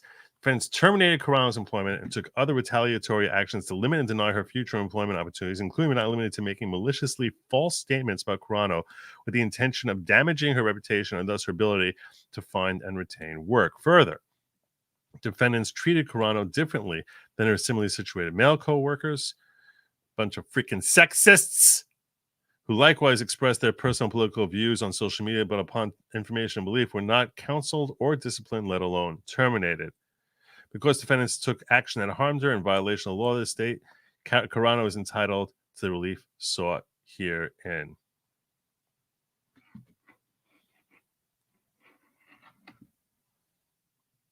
It's Chapek? Is that what you're trying to say? I didn't call him Chapek. What do you mean too Jewish? I don't even know what that means in this context.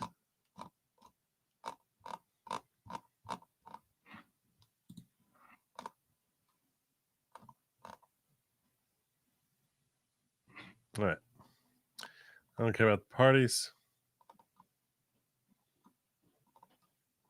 Factual allegations. So they go through how Carano, I sort of want to move along here. So they go through how Carano began her career and that she was the first ever female star in mixed martial arts cage fighting to transition to career movies.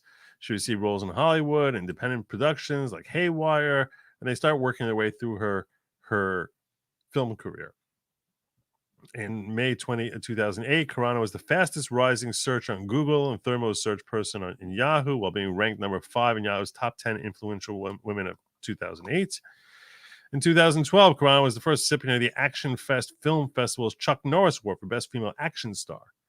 2017, Carano received the Artemis Action Award. 2019, Rising Star Award at Ischia Film Festival. Also in 2019, Carano was selected to present the Saturn Visionary Award to Jon Favreau. Carano is employed by defendants effective September 2018 for the role of Cara Dune.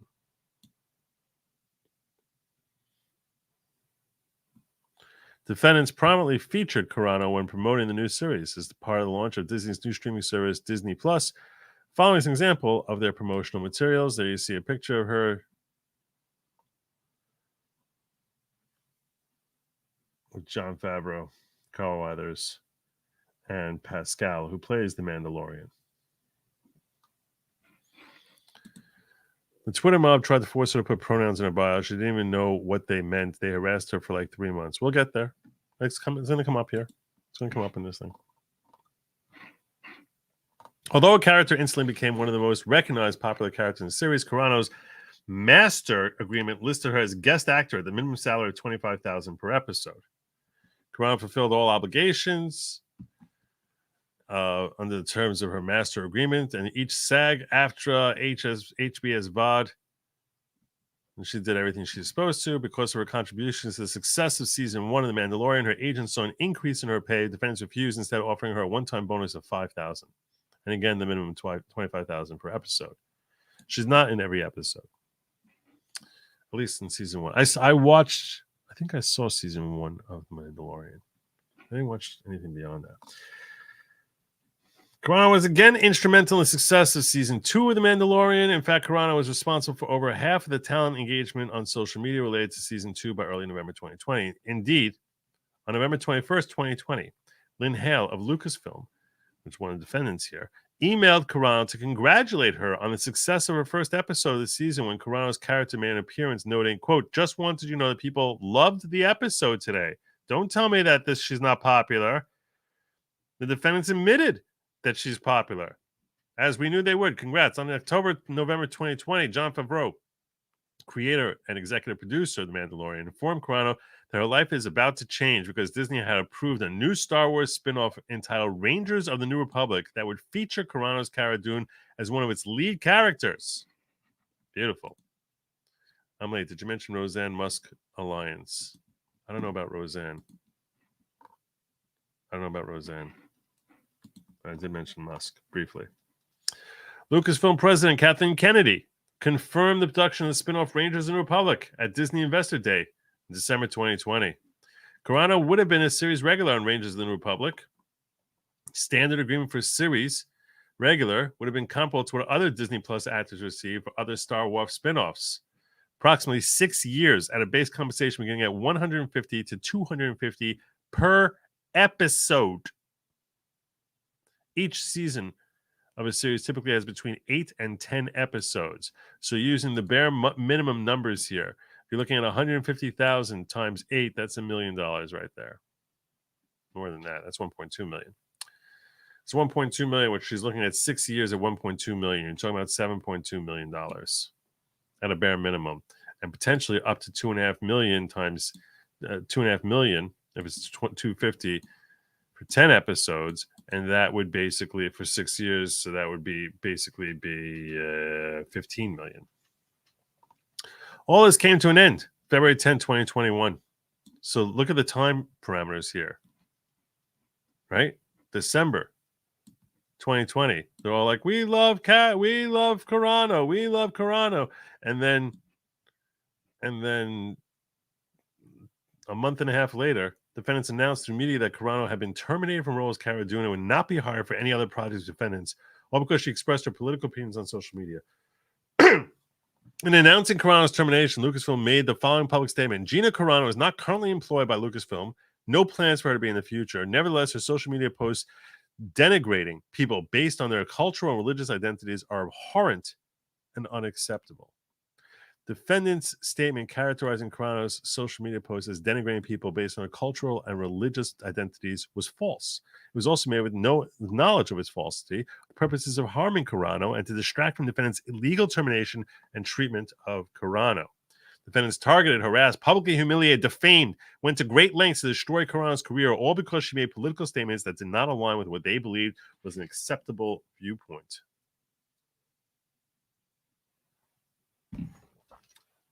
Bob Chapek, I'm going with Chapek, has been quoted as saying Carano was fired because she didn't align with company values.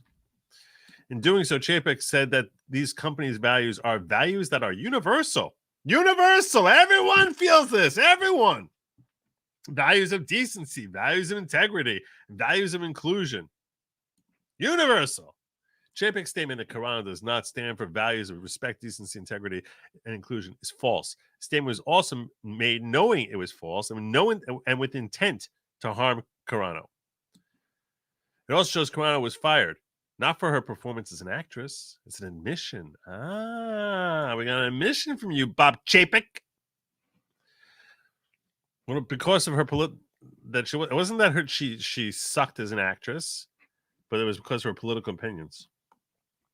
Defendants also discriminated against Carano by treating her differently from her male co-stars who made public political statements on social media. What happened with the men? They weren't disciplined, let alone terminated. Defendants harassed Carano for a political statement, subjected her to vilification, allowed other employees to harass her because of her political views. And that guy Pascal, by the way, the guy who's the star of Mandalorian, I can't watch him anymore because he's so woke. It's gross.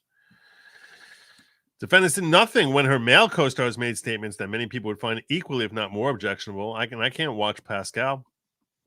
Defendants retaliate against Carano when she's objected to the harassment and the efforts to force her to adopt positions against her conscience.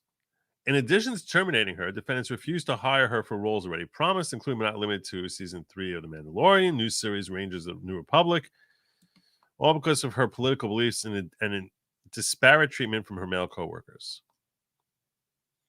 And now they start going detailed into the history. X, formerly known as Twitter, social media. We know what X is. Carano uses X to express her views, opinions, and beliefs. Appreciates that X has never attempted to censor her speech, including her post for which defendants subjected Carano to discrimination and harassment. Similarly, Instagram, a social networking platform, plaintiffs had an Instagram account since 2012. When the incivility directed toward her started much earlier, over the summer of 2020, Carano was constantly harassed and bullied on social media to support various causes and ideologies. When she declined, Carano was called all sorts of names, including that she was a racist for not publicly adopting the Black Lives Matter moniker and a quote, transphobic bitch for not including pronouns in her profile's biography section. See, this is what V-Radio was saying. That made her transphobic, that she didn't write she, her. The lunacy of these folks. You don't have to say anything about them. You just fail to show that you're an ally, by writing she, her. Nonsense. Idiocy. Social media users demanded Carano publicly support the Black Lives Matter movement, including adopting their slogans, as noted in the following examples. Say ACAB. Say it. Say it. Say it. Gina Carano, say ACAB. ACAB stands for All Cops Are Bastards, a sentiment with which Carano does not agree. I actually think it's all cops are bad. I think they're mistaken about this. I thought ACAB was all cops are bad.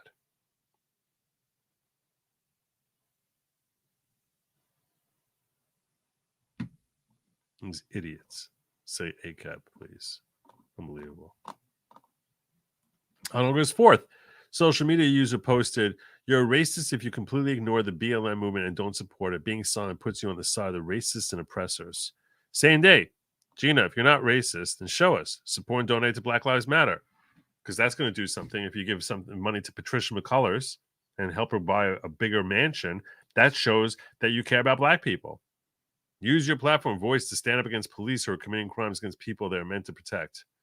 These idiots. One user even went so far as to claim that the abuse was to educate Carano. These aren't trolls. These are people trying to educate you so you get on the right side of history. Oh, thank you so much, Obi-Wan. Thank you, you wise Obi-Wan. Did we do a Poso versus Gorka yet? Why the hate? Yeah, we did.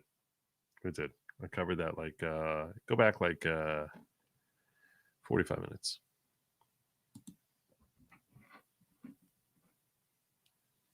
Carano responded with not insults, but with an explanation of why the bullying needs to stop. For example, in my experience, screaming at someone that they are racist when they are indeed not a racist, and that any post and or research you do will show you these exact facts, then I'm sorry, these people are not educators, they're cowards and bullies. See, she has a spine. That's why they broke her. They broke her because she has a spine. They're like, we have to crack your spine, Gina. You have a spine, and that spine is sticking up in a direction that we don't like, making you stand up in a direction we don't like. We need to crack your spine. That's what Disney did. Even when Carano explained she had no hate for anyone, people continue to accuse her of being a racist solely because of her refusal to endorse BLM. My heart is filled with so much warmth from all of you. Just when you think the darkness starts closing in, all of you lit a candle. Imagine being racist. Unbelievable. While defendants did nothing to support Carano, fortunately, one of her castmates did have the courage to stand up for her. Chris Bartlett responded to controversy as follows. Standing with my castmate, Gina Carano. You'd love to know and work with this human. She's a beautiful example of humility and kindness to everyone. That was quote tweeting when she said, I'm now more motivated than ever to spend time I have on earth attracting my team from all different parts of the world. My energy goes to people who are focused on truth, love, equality, and freedom. Do not be afraid. She's brave. She's brave. And I just want to pause and let you know something. The reason they want to silence the Caranos of the world is because by doing this and doing it publicly, they chill. It's an objective to chill people from speaking out against them. That's what this is all about.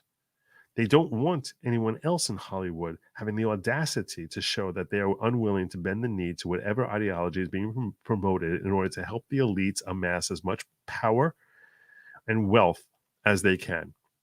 All of this stupidity, whether it's the BLM movement, which any idiot understands that black lives are no less valuable or more valuable than white lives. And that it's actually degrading to say Black Lives Matter. It's humiliating. It's kind of stupid.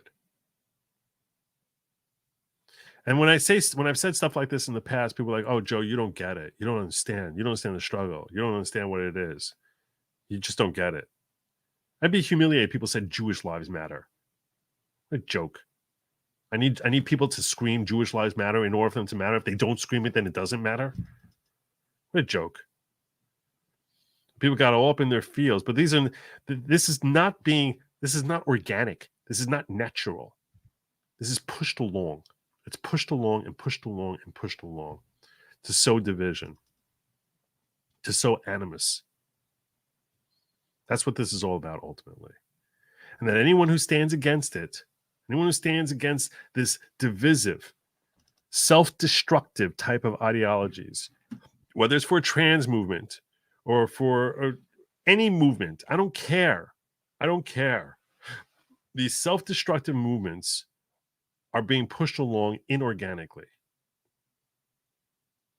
And if you stand against it, and they're self-destructive to the individuals who they are allegedly, purportedly attempting to assist, trying to deconstruct the nuclear family, trying to basically turn brother against brother, sister against sister, trying to make you resent your own family, so that these individuals themselves are more isolated, not feeling the warmth and embrace of their home, but the warmth and embrace of total strangers who don't know them, don't care about them, don't really actually matter, that they don't really matter to them, and leave you isolated so you're that much more dependent on the state. That's ultimately what this is all about. And when Gina Carano stands up there and says, no, I'm not going along with this crap. This is all propaganda. This is not anything that's beneficial, even to the people who it's purporting to benefit.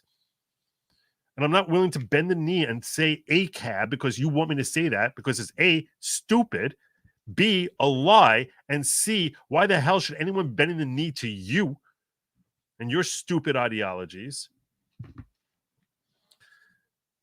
That if they can snap her, that will scare people who don't have her bravery and make them say, I don't want to lose my job. It's not worth it. I don't care. I don't believe that much in the political position that I'm going to stand up to this and lose potentially hundreds of thousands, millions of dollars a year. And if they just want me to make a few statements, what does it hurt me to say it, even if I think it's stupid? And then help just the genesis of that inorganic movement. That's how you get an inorganic movement. When you force people who are influential, whose voice is influential to tens of thousands, hundreds of thousands, millions of people, to get them to say what you want them to say, you help promote these stupid, baseless, self-destructive ideologies. And that's why they couldn't have her voicing her own opinion, expressing independent thought. Because if Gina Carano is allowed to get away with it, then other folks will start doing it also. That's why she had to be silenced. But I'll be interested to see when they talk about men who got away with it, because I'm curious about that. Very curious about that.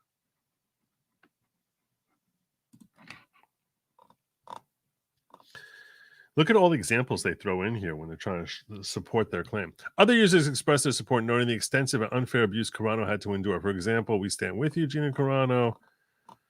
The online abuse worsened when she encouraged standing up to bullies by sharing an article with a famous historical photo of someone standing up to fascism. There's one guy in the crowd of the in a crowd in Germany refusing to say Sieg Heil. August Landmesser. Carano was also attacked for questioning the strict lockdowns on businesses and churches, but not on protests, as noted in the following September 5th, 2020 posts, where she said, open up your business and churches, put whatever regulations you want to, because that is your right, but open them up. You tell me COVID-19 knows the difference between a protest or praise and worship? I haven't even been to church in over a decade, but I sure would go now. The world is open, but no one's allowed to work. Working is a right you as an American have. It gives us purpose, focus, pride, and most importantly, a way to support the ones we love. People are dropping like flies from depression and suicide, overdoses, murder. Enough already. Sounds very, very racist, what she's saying here. Defendants made it known they did not agree with or approve of Carano's political views on the COVID lockdowns and vaccine mandates. Another source of, and by the way, there's no medical advice being offered on this channel. I'm not speaking medical advice. I'm not giving any medical advice. I don't know anything about this. Listen to me bending the knee. But yeah. Fans may know another source of constant harassment was the demands that she put pronouns in her profile. Here we go with that. On social media, they talk about what pronouns are. One news report noted the harassment became worse when Carano allegedly liked a post, not identified, that some claimed was not supportive of the transgender community. Late last week, Carano liked a tweet on Twitter that allegedly mocked users who practice this method of self-identification. However, as of writing, the tweet has been unliked and has yet to be specifically identified. Some social media, people following around, who are you liking? Ooh. Some social media users denigrated Carano for simply not putting pronouns in a profile. 50% of Hollywood wears masks and respect the trans community. Too bad you're not included in that. Hey, do you just not go by any pronouns? It's hard to tell. I need you to write your pronouns for me to know. Losers. The unhinged criticism for Carano's refusal to state pronouns continued. Gina, just so you know, pronouns are a part of most languages, and putting them in your bio is just a decent thing to do. No, she's saying figure it out yourself, idiot.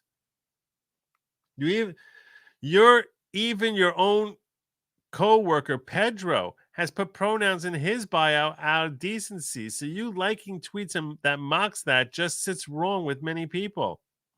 On or about September 12, 2020, having had enough of the abuse that had been going on for some time, Carano put 3 simple words in her Twitter profile, a reference to his sounds a droid would make. Boop, bop, beep. She left this up for a short time before deleting it. In doing so, Carano also provided an explanation for her previous response to use of pronouns. Yes, Pedro and I spoke, and he helped me understand why people were putting them in their bios. I didn't know before, but I do now. I won't be putting them in my bio. But good for you, all you who choose to. I stand against bullying, especially the most vulnerable, and freedom to choose. Nice, well said, Gina. The response was swift, with many praising her for standing up to bullies and others accusing her for mocking transgender individuals. Yet those attacking her would not accept that she had been bullied at all. They just wanted her compliance. Then there were others who could not understand the controversy, as the following post demonstrates. Gina Carano not being coy.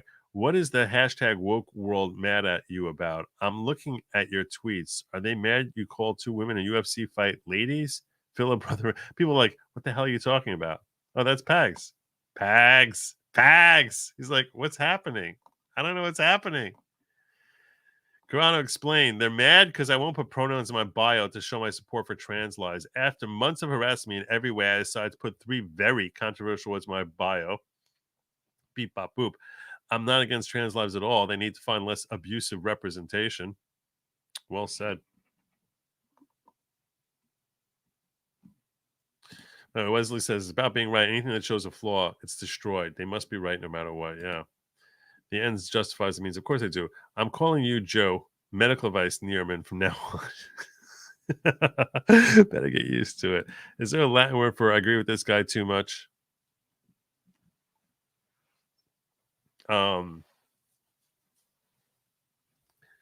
Yes, it's a phrase, which is Joe ipsa loquitur. Joe ipsa loquitur.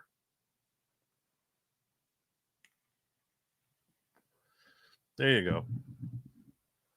Look it up. Joe, Joe, ipsa, IPSA, loquitur. Loquitor. Is there a C before the Q? I don't think so. Joe ipsa loquitur.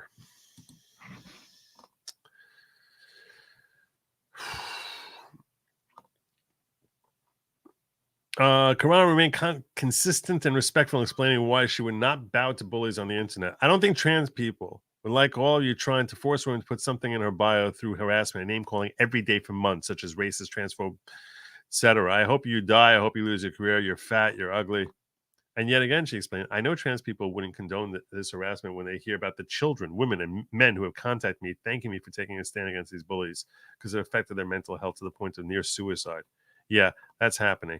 As if the above explanations weren't enough, Carano made yet another attempt to counter the claims of her being transphobic with the following posts. Beep, bop, boop has 0 to do with mocking trans and 100 to do with exposing the bullying mentality of the mob that has taken over the voices of many genuine causes. I want people to know. See, she's making it clear. She got no problem with trans folks. She got no problem with trans folks. I don't care if you're trans. She got a problem with people who want to be bullies. As Carano explained to the defense at the time, simply droid noises. It was a playful way to diffuse the harassment, and indeed many transgender people came to her support. However, like her online abusers, defendants were not satisfied. They subjected Carano to long phone calls, demanding an explanation and criticizing her for not embracing what some see as mandatory solidarity with the vocal elements of the transgender activist community. Even when she expressed that defendants' demands were excessive and asked for some time away from their constant meetings, they refused, demanding she continue with her re-education program. Unbelievable. Defendants even required Carano to meet with representatives of GLAAD, National Organization for LGBTQ+ Acceptance, something she willingly did. Carano had a very positive discussion with two of the representatives during a 90-minute Zoom meeting. It's unbelievable. Even reviewing several documentaries they asked her to watch. Representatives of GLAAD with whom she spoke provide positive feedback to defendants. Even so, defendants continue to demand a public apology. You will bend the knee!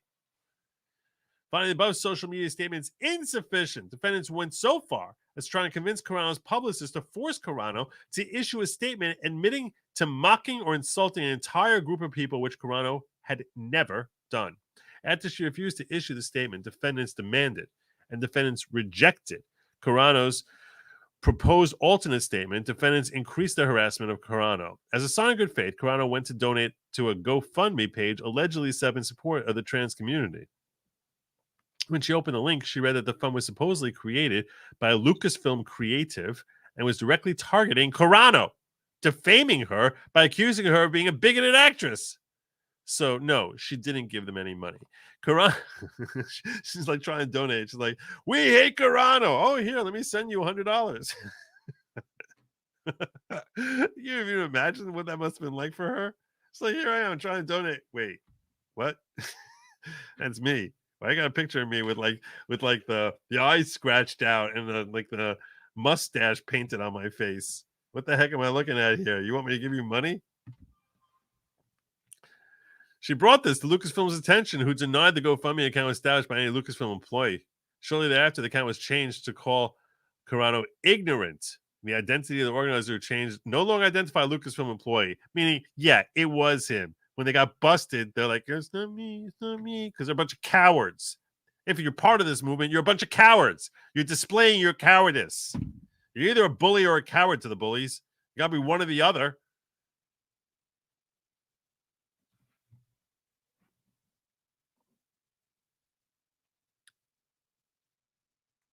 To Carano's knowledge, no employee was disciplined for the public harassment of Carano.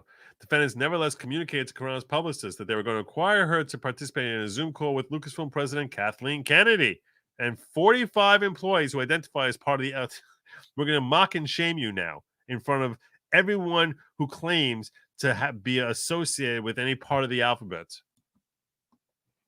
Going so far as to say that her willingness to endure such harassment and humiliation was a litmus test for her. What the hell? They're literally calling it the tar and feathering. They're going to bring her out there on Zoom so everyone can scream, shame, shame, shame, shame, shame, shame. What the heck is happening here? What is happening? Publicist was encouraged to explain that the group was a friendly group. They're a friendly bunch of shamers. They're very likable shamers. They want her to succeed, even though several had contributed to the anti-Carano GoFundMe account, including filmmaker Leslie Headland, who was scheduled to produce a Star Wars production. Purpose was clear. You have to grow and learn. Defendants wanted to know where her mindset is currently with regard to her controversy over pronouns. Until then, they were not going to allow her to speak to the media or include her in any promotions. Unbelievable. She said no thank you, but did offer to take 5 or 6 dinners so they could talk face to face. But they refused that offer.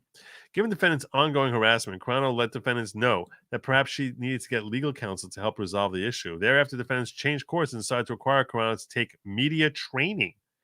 Accordingly, by September 25th, 2020, defendants' harassment of Carano was in full swing with the launch of Season 2 of The Mandalorian right around the corner.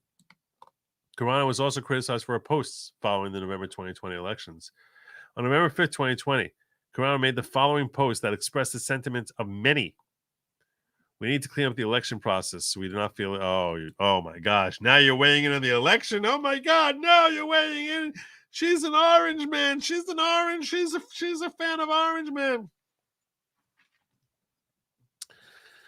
We need to clean up the election process so we're not left feeling the way we do today. Put laws in place, protect us against voter fraud, investigate every state, film the counting, flush out the fake votes, require ID, make voter fraud end in 2020. Fix the system, America. Backlash from those who do not share her political perspectives is swift and harsh and match the incivility responding to her earlier post. For example, one started with name calling. Oh, you said the thing. Another suggested more drastic action against Carano because the user did not agree with her sentiments.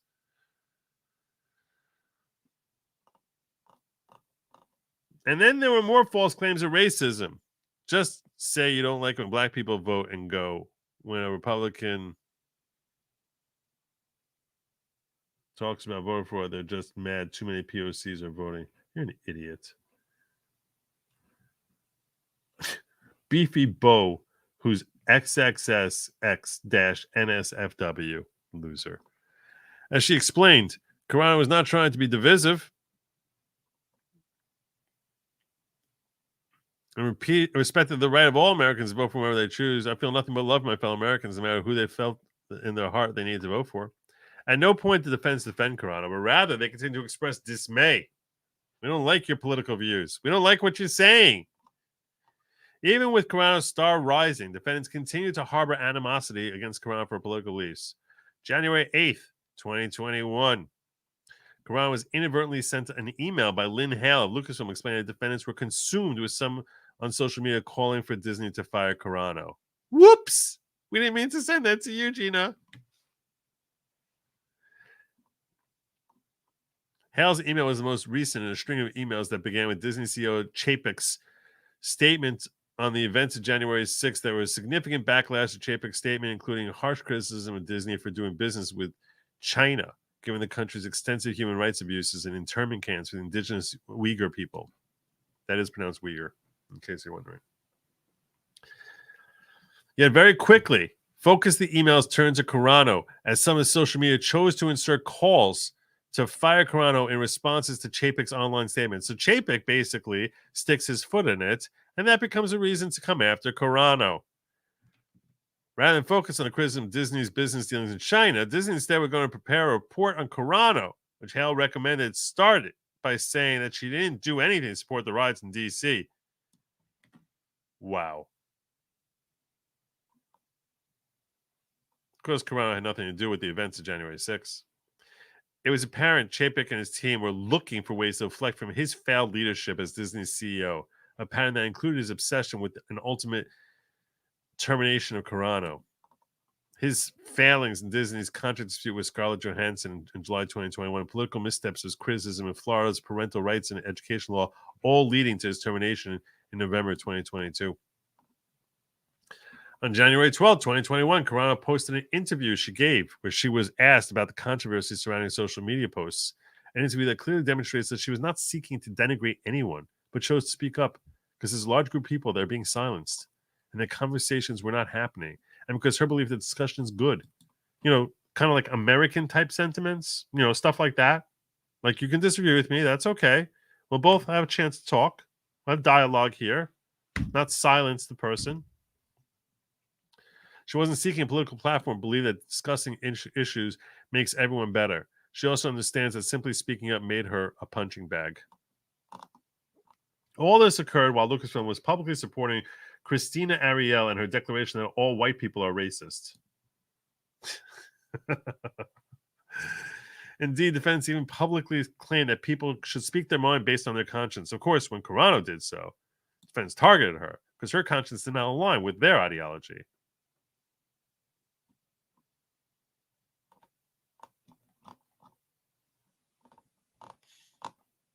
On February 10, 2021, look at the detail they put in this, like just documenting the riot. I happen to like the way that they're crafting this, because they're literally just, it's like they're just going step by step by step by step by step by step by step as to how Disney was becoming more and more abusive in their contractual relationship with Gina Carano. And they started off kind of abusive in the way that they were treating her contractually. And as soon as they disagree with her politically, oh my God, did they ramp it up. February 2021, Carano made the following post in light of the trending hashtag fire Gina Carano to highlight the injustice of the mob seeking to destroy someone simply because of their political beliefs. She says this thing about how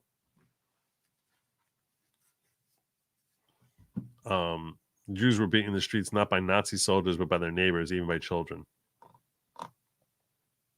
She made no mention of political party or a particular point of view and compared no one or group of people to the Jewish people during the Holocaust. She's actually making herself, in that analogy, to be the persecuted Jews, which personally, I'll tell you, as a Jew, I don't care at all.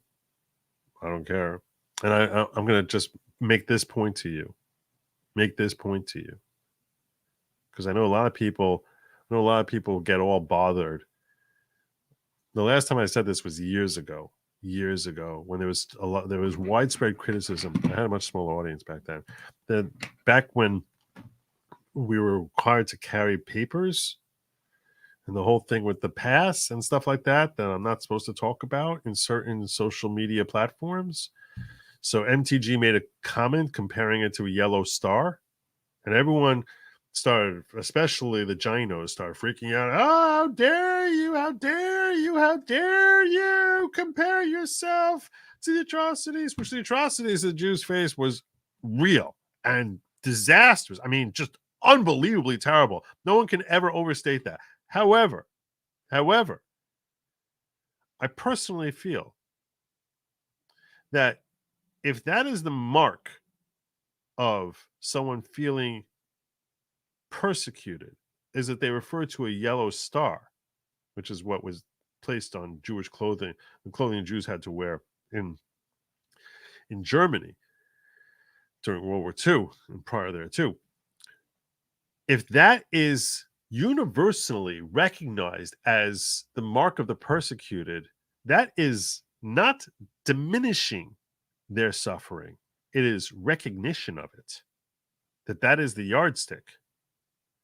That is not at all diminishing. In stark contrast, whenever any jackass goes out there and starts complaining that this person is Adolf and that person is Adolf and anyone they disagree is Adolf, that is diminishing.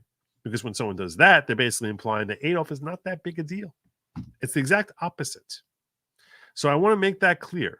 That anytime I see someone comparing the yellow star, I say, why are you saying that? Because that you're saying that's like basically the universally recognized, like, wow, that was really gross persecution. And frankly, those folks, they earned it because they were grossly persecuted. So I don't take any offense to that. I do take grave offense when people start saying that anyone who cuts them off on a highway is Adolf. That's gross. So just wanted to express that point to y'all because I think I might have confused some of you in the past about that. Our pronouns are dig, baby, dig. Dig, baby, dig. Drill, baby, drill. Dig, baby, dig. I like it. Send you an XDM. That might be funny if you got the chance. Okay. Try to check it out. I was forced to put pronouns into a form. I use dame and grand dame. There's no way to skip it. Unbelievable. Your chat is full of demos. They speak Latin. That would explain it. Tracksuits are bad at Shawshank dirt removal method. Oh, the whole dropping down the leg. That depends on whether the tracksuit has like a gripping part on the bottom, right?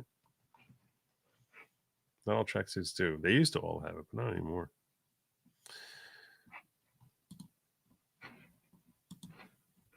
Let me make sure I didn't miss anything over here.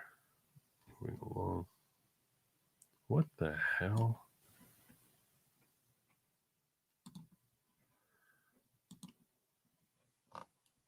Lord.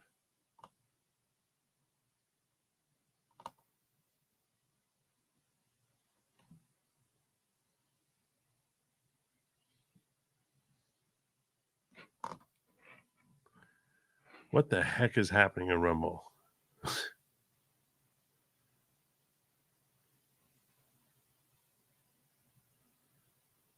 What the heck was that?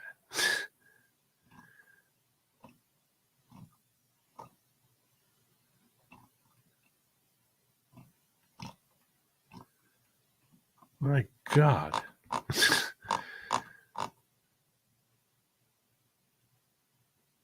Wow. No, I was the one who nuked it.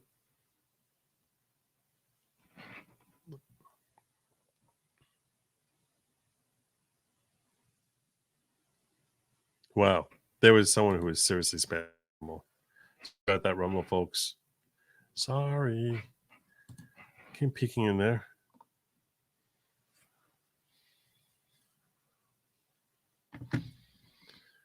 Yeah, Jacob, where were you? Where were you, Jacob? My God. That was just unbelievable.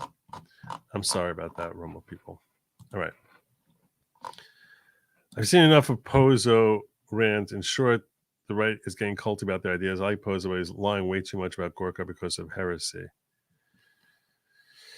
Okay. Joe knows way too much about tracksuits. Look, tracksuits are not mandatory. Okay? Anyone tells you they're mandatory doesn't understand anything what the following is all about. Highly recommended. All right. Carano made no mention of political party. Nevertheless, the apoplectic response from some on social media has been well documented and shows a gross overreaction to international smear campaign against Carano. Indeed, one analysis of the social media events of February 10, 2021 concludes Carano's contested post can be fairly critiqued as heavy-handed. Still, evidence has not come forth that Carano has in any way emitted an iota of hate or vitriol that was projected onto her by the persecution mob. Well said. Indeed, the Auschwitz Museum even notes that the persecution of Jewish people began long before concentration camps.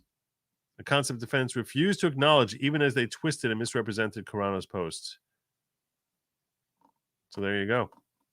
Even Carano's male co-star, the late Carl Weathers, posted the exact same message. No action against him was taken.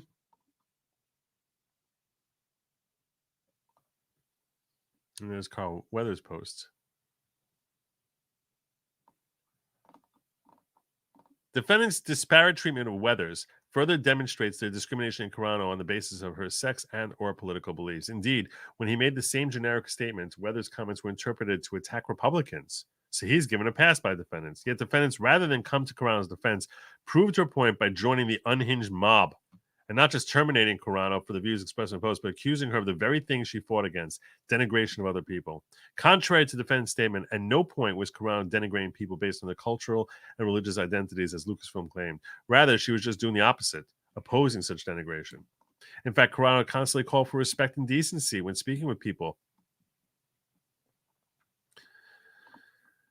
Defendants did not even have the courtesy to inform Carano of her termination in person before announcing it to the press. Ironically, she first learned her termination by reading about it on social media. As a result of the defendant's statement, Carano was inundated with stalkers and media hounding her at her home so bad that she justifiably feared for her personal safety. In addition to being terminated from her role on The Mandalorian, they canceled production of The Rangers of the New Republic, refusing to hire her even though she'd been told the role was hers. Now, by the way, I will say this.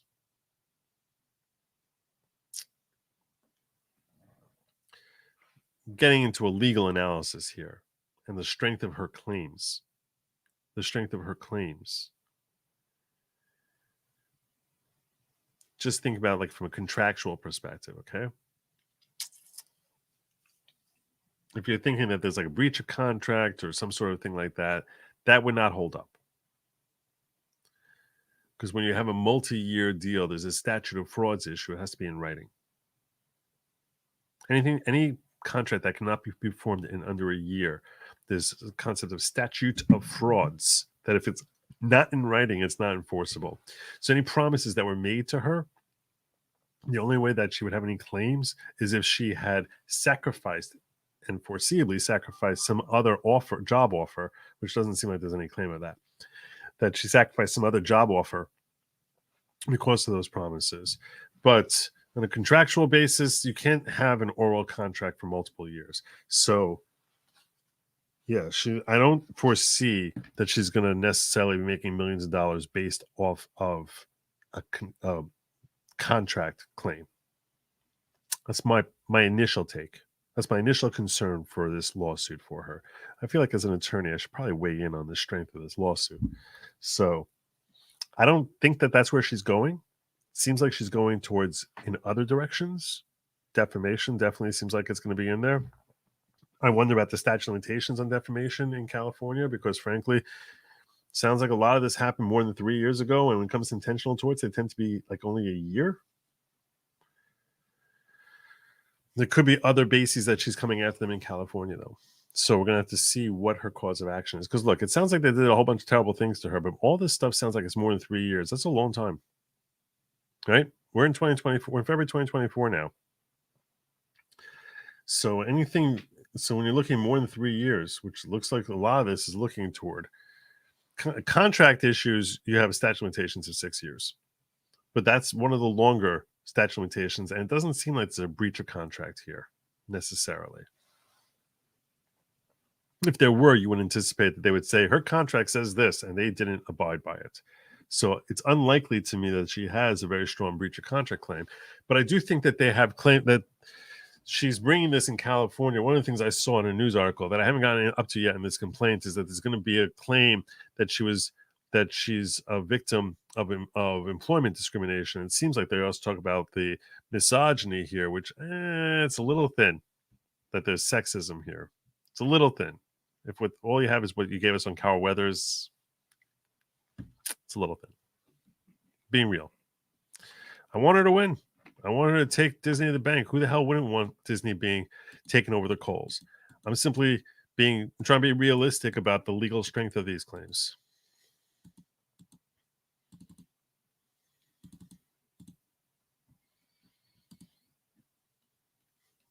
Following tracksuits, Nikes, and phenobarbital.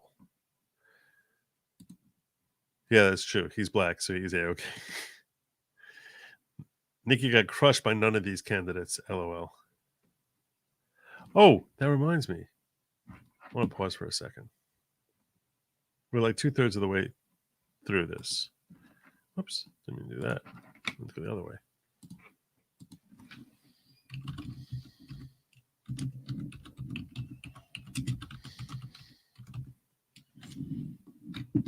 I was like, I know there's something I'm forgetting. I have all these different topics. And I was like, I know there's something I'm forgetting.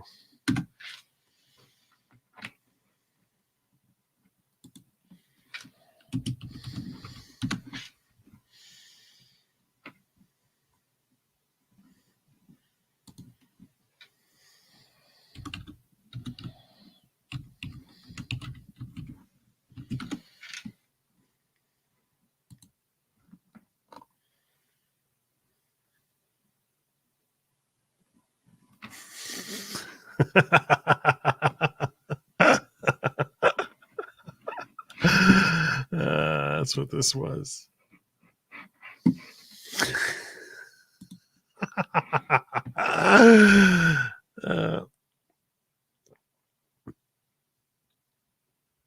None of these candidates.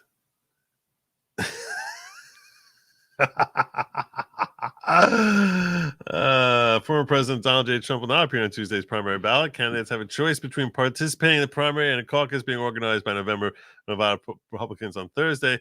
Trump opted for the caucus, where the state's delegates will be awarded. So, yeah. Nikki said, no, give me the primary. And she lost by pretty much 2-to-1 ratio to none of these candidates.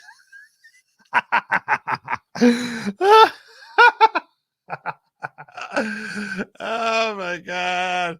So awesome. Thank you for calling this my attention, Bogey. Thank you so much. That's delicious. Delicious. So good. Moni. And how do you have workers' comp based on multi-years of future earning, but she has only 1 year? Because workers' comp is its own claim. It's not breach of contract. That's how. And it could be a workers' comp. But I don't see how workers' comp would kick in over here. Because it's called a workers' comp claim. That's not based on contract. A contract claim is where you have statute of frauds issues, not a workers' comp claim. The answer was baked into your question. Further, prior to her termination, Carano has been told by Jon Favreau she was to be the part of a series of new Star Wars movies. We covered this. To this day, someone who wishes to attack Carano's appearance at an event, they frequently cite the defendant's statement at the time of termination and repeat the false accusation that Carano denigrated people based on their cultural and religious identities. So they really screwed her. Such decisions, including the harassment targeting, were made with the knowledge and approval of those qualified as an officer, director, and managing agent of each defendant. By way of example, the post-termination smear campaign prior to termination in November 2020, Carano filmed an episode of Running Wild with Bear Grylls, an adventure program that aired on Nat Geo, owned by Disney. Following her termination, Disney surreptitiously removed the episode Running Wild that showcased Carano from the show's scheduled lineup, all in an effort to malign Carano and deny viewers the ability to see who she really is. After protests from fans and intervention by Bear Grylls to have one episode run as scheduled, Disney did show the episode with Carano on May 10, 2021. However, even when they ultimately airing a Running Wild episode of Carano, they removed all mention of her name or likeness in any promotional material or even listings of the episode. Based on defendant's termination of Carano and their public statements regarding her, Carano's agent, United Artists, and entertainment attorney dropped her as a client. Other foreseeable damages that come from this wrong. Neither provided her an explanation. Discovery may reveal that this occurred at the express or implicit direction of defendants. Numerous opportunities Carano had because of her role in Mandalorian, including invitations to read for new movies, invitations to attend high-profile events, even opportunities to promote her work, immediately stopped after the defendant's public statements regarding her. Why do you have to make these public statements? Why don't you just say she's terminated? No further no comment. But you want to show you're so virtuous. Oh, we're all virtue signaling here. We won't associate with that person. You tried destroying her. Even so, October 2021, one of Carano's co-stars, Giancarlo Esposito, was asked in the Mandalorian, who's your favorite coworker to work with? To which he replied, my goodness, okay, so you're asking for me for one? Yeah, I'd say this may be, well, okay, I'll say it without hesitation, Gina Carano. In September 2021, another co-star, Emily Swallow, described Carano as follows. All I can say is that Gina, and working with her personally, what impressed me about her from the beginning is that she's so interested in other people's opinions and so welcoming of other people's opinions. She wants to have genuine dialogue. She's just like that in her day-to-day life. On set, she's more curious about other people. She's very giving, very gracious. Another Carano's co-stars, Bill Burr, came to her defense after her termination, saying the following. She was an absolute sweetheart, super nice person. Even Forbes found defendant's justification for Carano's termination baffling and unjustified, noting that 72% of people surveyed disapproved of Carano's termination. This is important. Remember at the very outset here, I said they might say she's streaming poison. This is showing she's not. 72% of people were disapproving of the termination. That's not poison. That's not poison. That's an important little paragraph there. Paragraph number 126. Carano respected social media posts from Carano's co-stars. Carano respects the rights of co-stars. Pedro Pascal played the title role of the Mandalorian, active on social media. He's crazy, woke, very woke. He made the following post drawing a clear distinction between himself and conservatives. Conservatives use gossip columns and headlines to manipulate city politics in the 40s, and it worked. Let's be better than them. Yeah, see, he's like, I'm not a conservative. I'm not a conservative. On August 16, 2017, Pascal made the following post comparing President Donald Trump. Yeah, this is what I said. I knew he did stuff that made me angry at him. This stuff makes me angry at him. This makes me really, really freaking angry at him. Really angry. Schmuck. This is why I can't watch him. Because of this. Dick. 2017 post was not the only time Pascal compared Trump and those who voted for him to Nazis.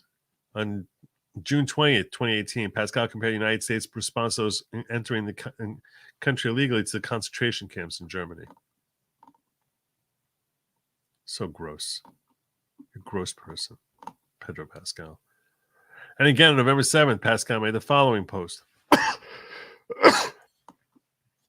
Losers in 1865, losers in 1945, losers in 2020. Defense did not comment on, let alone condemn Pascal's social media comments. On June 27th, Pascal posted 2 Disney-owned Muppet characters, Bert and Ernie, as activists waving transgender LGBT pride flag.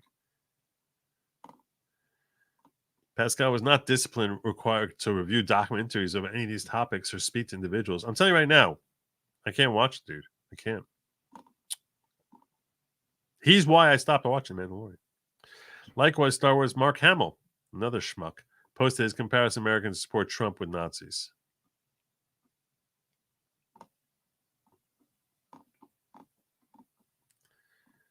Nothing new for Hamill, who from 2016 described Trump as Vladimir Putin's puppet, KKK's candidate.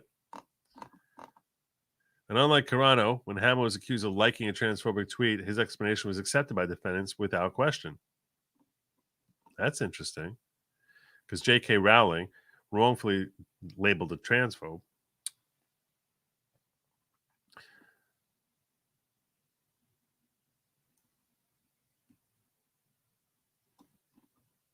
So, but I know that the woke crazies on the left would call this transphobic tweet. No action taken against Hamill. On the contrary, he was allowed an appearance in the closing episode of the second season of The Mandalorian. Defendants even rehired Guardians of the Galaxy director James Gunn, a male, in 2019 after terminating him in 2018 for social media posts years earlier, such as, I like when... What? What? What the heck is this? What the heck is this? What am I reading here? What the hell is wrong with people? What's wrong with people?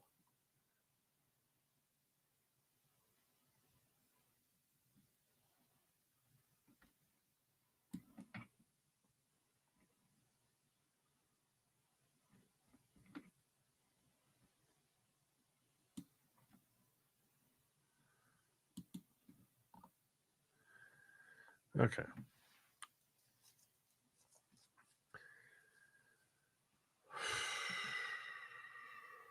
I can't read this stuff.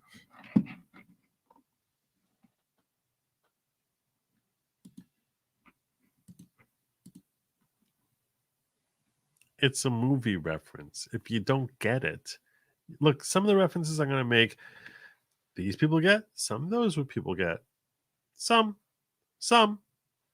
people from both will get. It's a movie reference.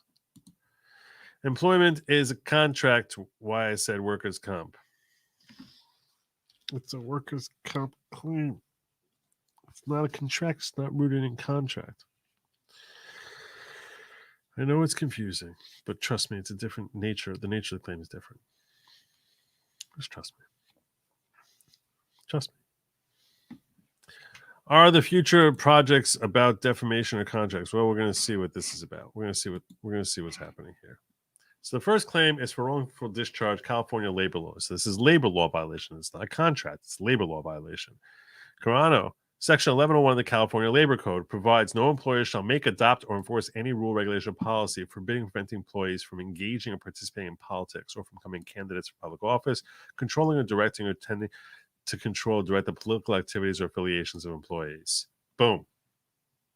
In violation of 1101, defendants terminated Carano's employment based on her post, thereby unlawfully forbidding or preventing Carano from engaging or participating in politics.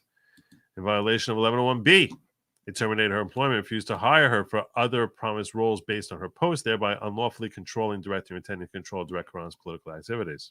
There you go.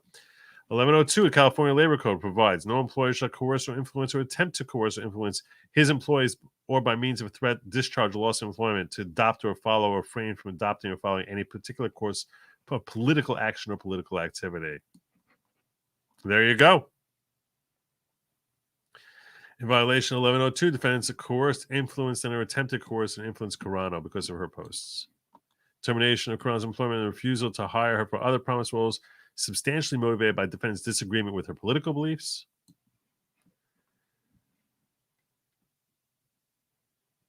Defendants attempt to curtail Carano's political activities outside the workplace and control her expression. I think they spelled this out pretty well. This is why they had to sue in California, because these are labor laws that are not everywhere. These are California exclusive labor laws, and presumably these have much longer than 3-year statute of limitations. Termination of Carano's employment and the refusal to hire for other promised roles serves as an implicit warning and message to the defendant's other employees that the expression of views departing from liberal perspectives on the Black Lives Matter movement, coronavirus, transgender issues, and political polarization would not be tolerated. This is what I said. This is what I said, that you don't show a spine against the messaging we want you to be providing. Defendant's actions were done with knowledge, approval, and even the direction the individuals served as officers and directors. Section 1105 of the California Labor Code says nothing in this chapter shall prevent the injured employee from recovering damages from his employer for injuries suffered through a violation. So there you go. That's where it creates the right of action. Defense actions against Carano not only in the loss of her role in The Mandalorian, but in Rangers of the New Republic. Her actions further damaged her by causing others to stop doing business with her, and she suffered emotional distress because of their actions. They were intended to cause injury, amounted to despicable conduct undertaken with willful and conscious disregard of her rights under California law, and amounted to despicable conduct. This language that they're throwing in here, I'm guessing, even though I'm not familiar with this California statute, it's tall, because I don't practice in California. I have a feeling that despicable conduct is a certain magic language. Just the placement here, where it's put in the complaint, it seems like they're trying to check off a box of despicable conduct, because it's such an unusual type of language to assert in a complaint that it seems as if that's probably language that's incorporated into this, if not the statute, then case law that has followed up on this statute. That in order to qualify for it, you have to show that the conduct that was taken is despicable. That's my pure speculation based on my experience as a litigator, not based on knowing anything about California statute. But when you see something like that, especially at the close of a cause of action, it's like we need to check off this box in order to have a valid cause of action. So that's why we're going to write this language about being despicable conduct. It's just an unusual phrase to put in unless you're trying to check off a box that's required as an element in order to satisfy the proper pleading of this cause of action. So I'm teaching a little bit about drafting for litigation. Second claim, wrongful discharge and refusal to hire. Also labor code, this time 98.6.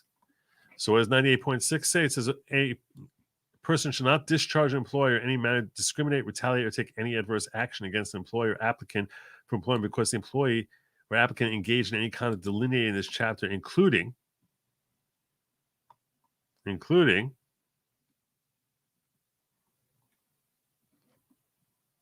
what? Including the conduct described in subdivision K of section 96. Okay. Or because the exercise of the employer applicant for employment on behalf of himself rights afforded him, any employee who's discharged, threatened with discharge, demoted, suspended, retaliated, or discriminated against shall be entitled to a reinstatement and reimbursement for lost wages and work benefits caused by the actions of the employer. And in violation of sections 1101A of the Labor Code and 1101B of the Labor Code, they terminated her. And in violation of section 1102, they coerced and influenced her to try and bend the knee toward them. And then they refused to hire her for other promised roles. So based on these violations, they damaged Carano, not only the loss of her role, but in the whole Rangers of the New Republic, and further damaged her by causing others to stop doing business with her. And therefore, under 98.6A, she's entitled to, for wrongful discharge and refusal to hire, she's entitled to her damages. Third is sex discrimination. And again, I'm going to just point out the distinction she drew between herself and Mark Hamill and Carl Weathers. Yeah. There's one incident, not multiple incidents. So I don't know how. There's one incident with Carl Weathers, one with Mark Hamill. They might say, hey, if there was 10 different things, that would be different. Carano will respond and say, they got zero discipline where I was getting disciplined up and down. Up and down. So that's going to be a question of fact. But in California, a question of fact on this nature, I don't know. Section 12940 of the California Government Code provides unlawful for employer because of race, religious creed, color, national origin, ancestry, physical disability, reproductive health, decision-making, medical, sex or gender identity, gender expression, sexual orientation, or any other gender, sex-related stuff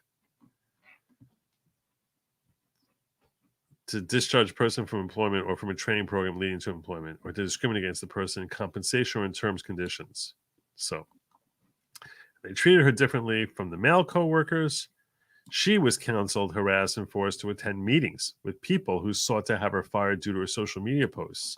But the men, they didn't face that. They weren't counseled, harassed, or forced to attend meetings. Carano was ultimately terminated because of her social media posts. None of them were terminated. She was defamed. None of them were defamed. Defense refused to hire Carano for other promised roles. They didn't deny her, the men, that. Treated differently than her male co-workers, suffered compensatory damages, emotional distress as a result of this. And defense harassment, retaliation, and termination of plaintiff refused to hire her for other promised roles were intended to cause injury. So 3 causes of action, 2 labor law, 1 sex discrimination. I think, to me, first blush, the labor law one seems somewhat stronger. I don't know, but it seems, I don't know enough about it to tell you how great it is. Seems stronger, but I like the fact that they went after him.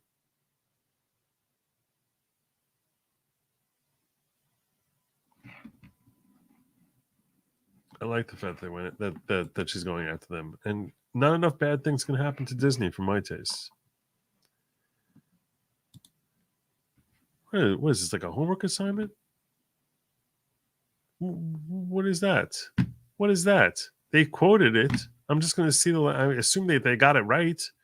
I'm going to see the same language I just read to you. That's what I'm going to see. I'm not doing research on this. It's not like I'm on the clock. She's going to pay me. She's not going to pay me for that.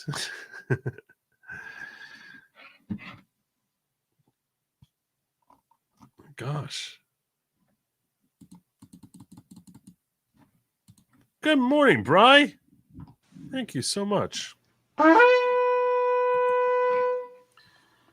You're saying good morning. I'm really about to log off here. I'm really wrapping up. I'm coming down to the wire here. I just went through a 59-page complaint. That's not easy. You try.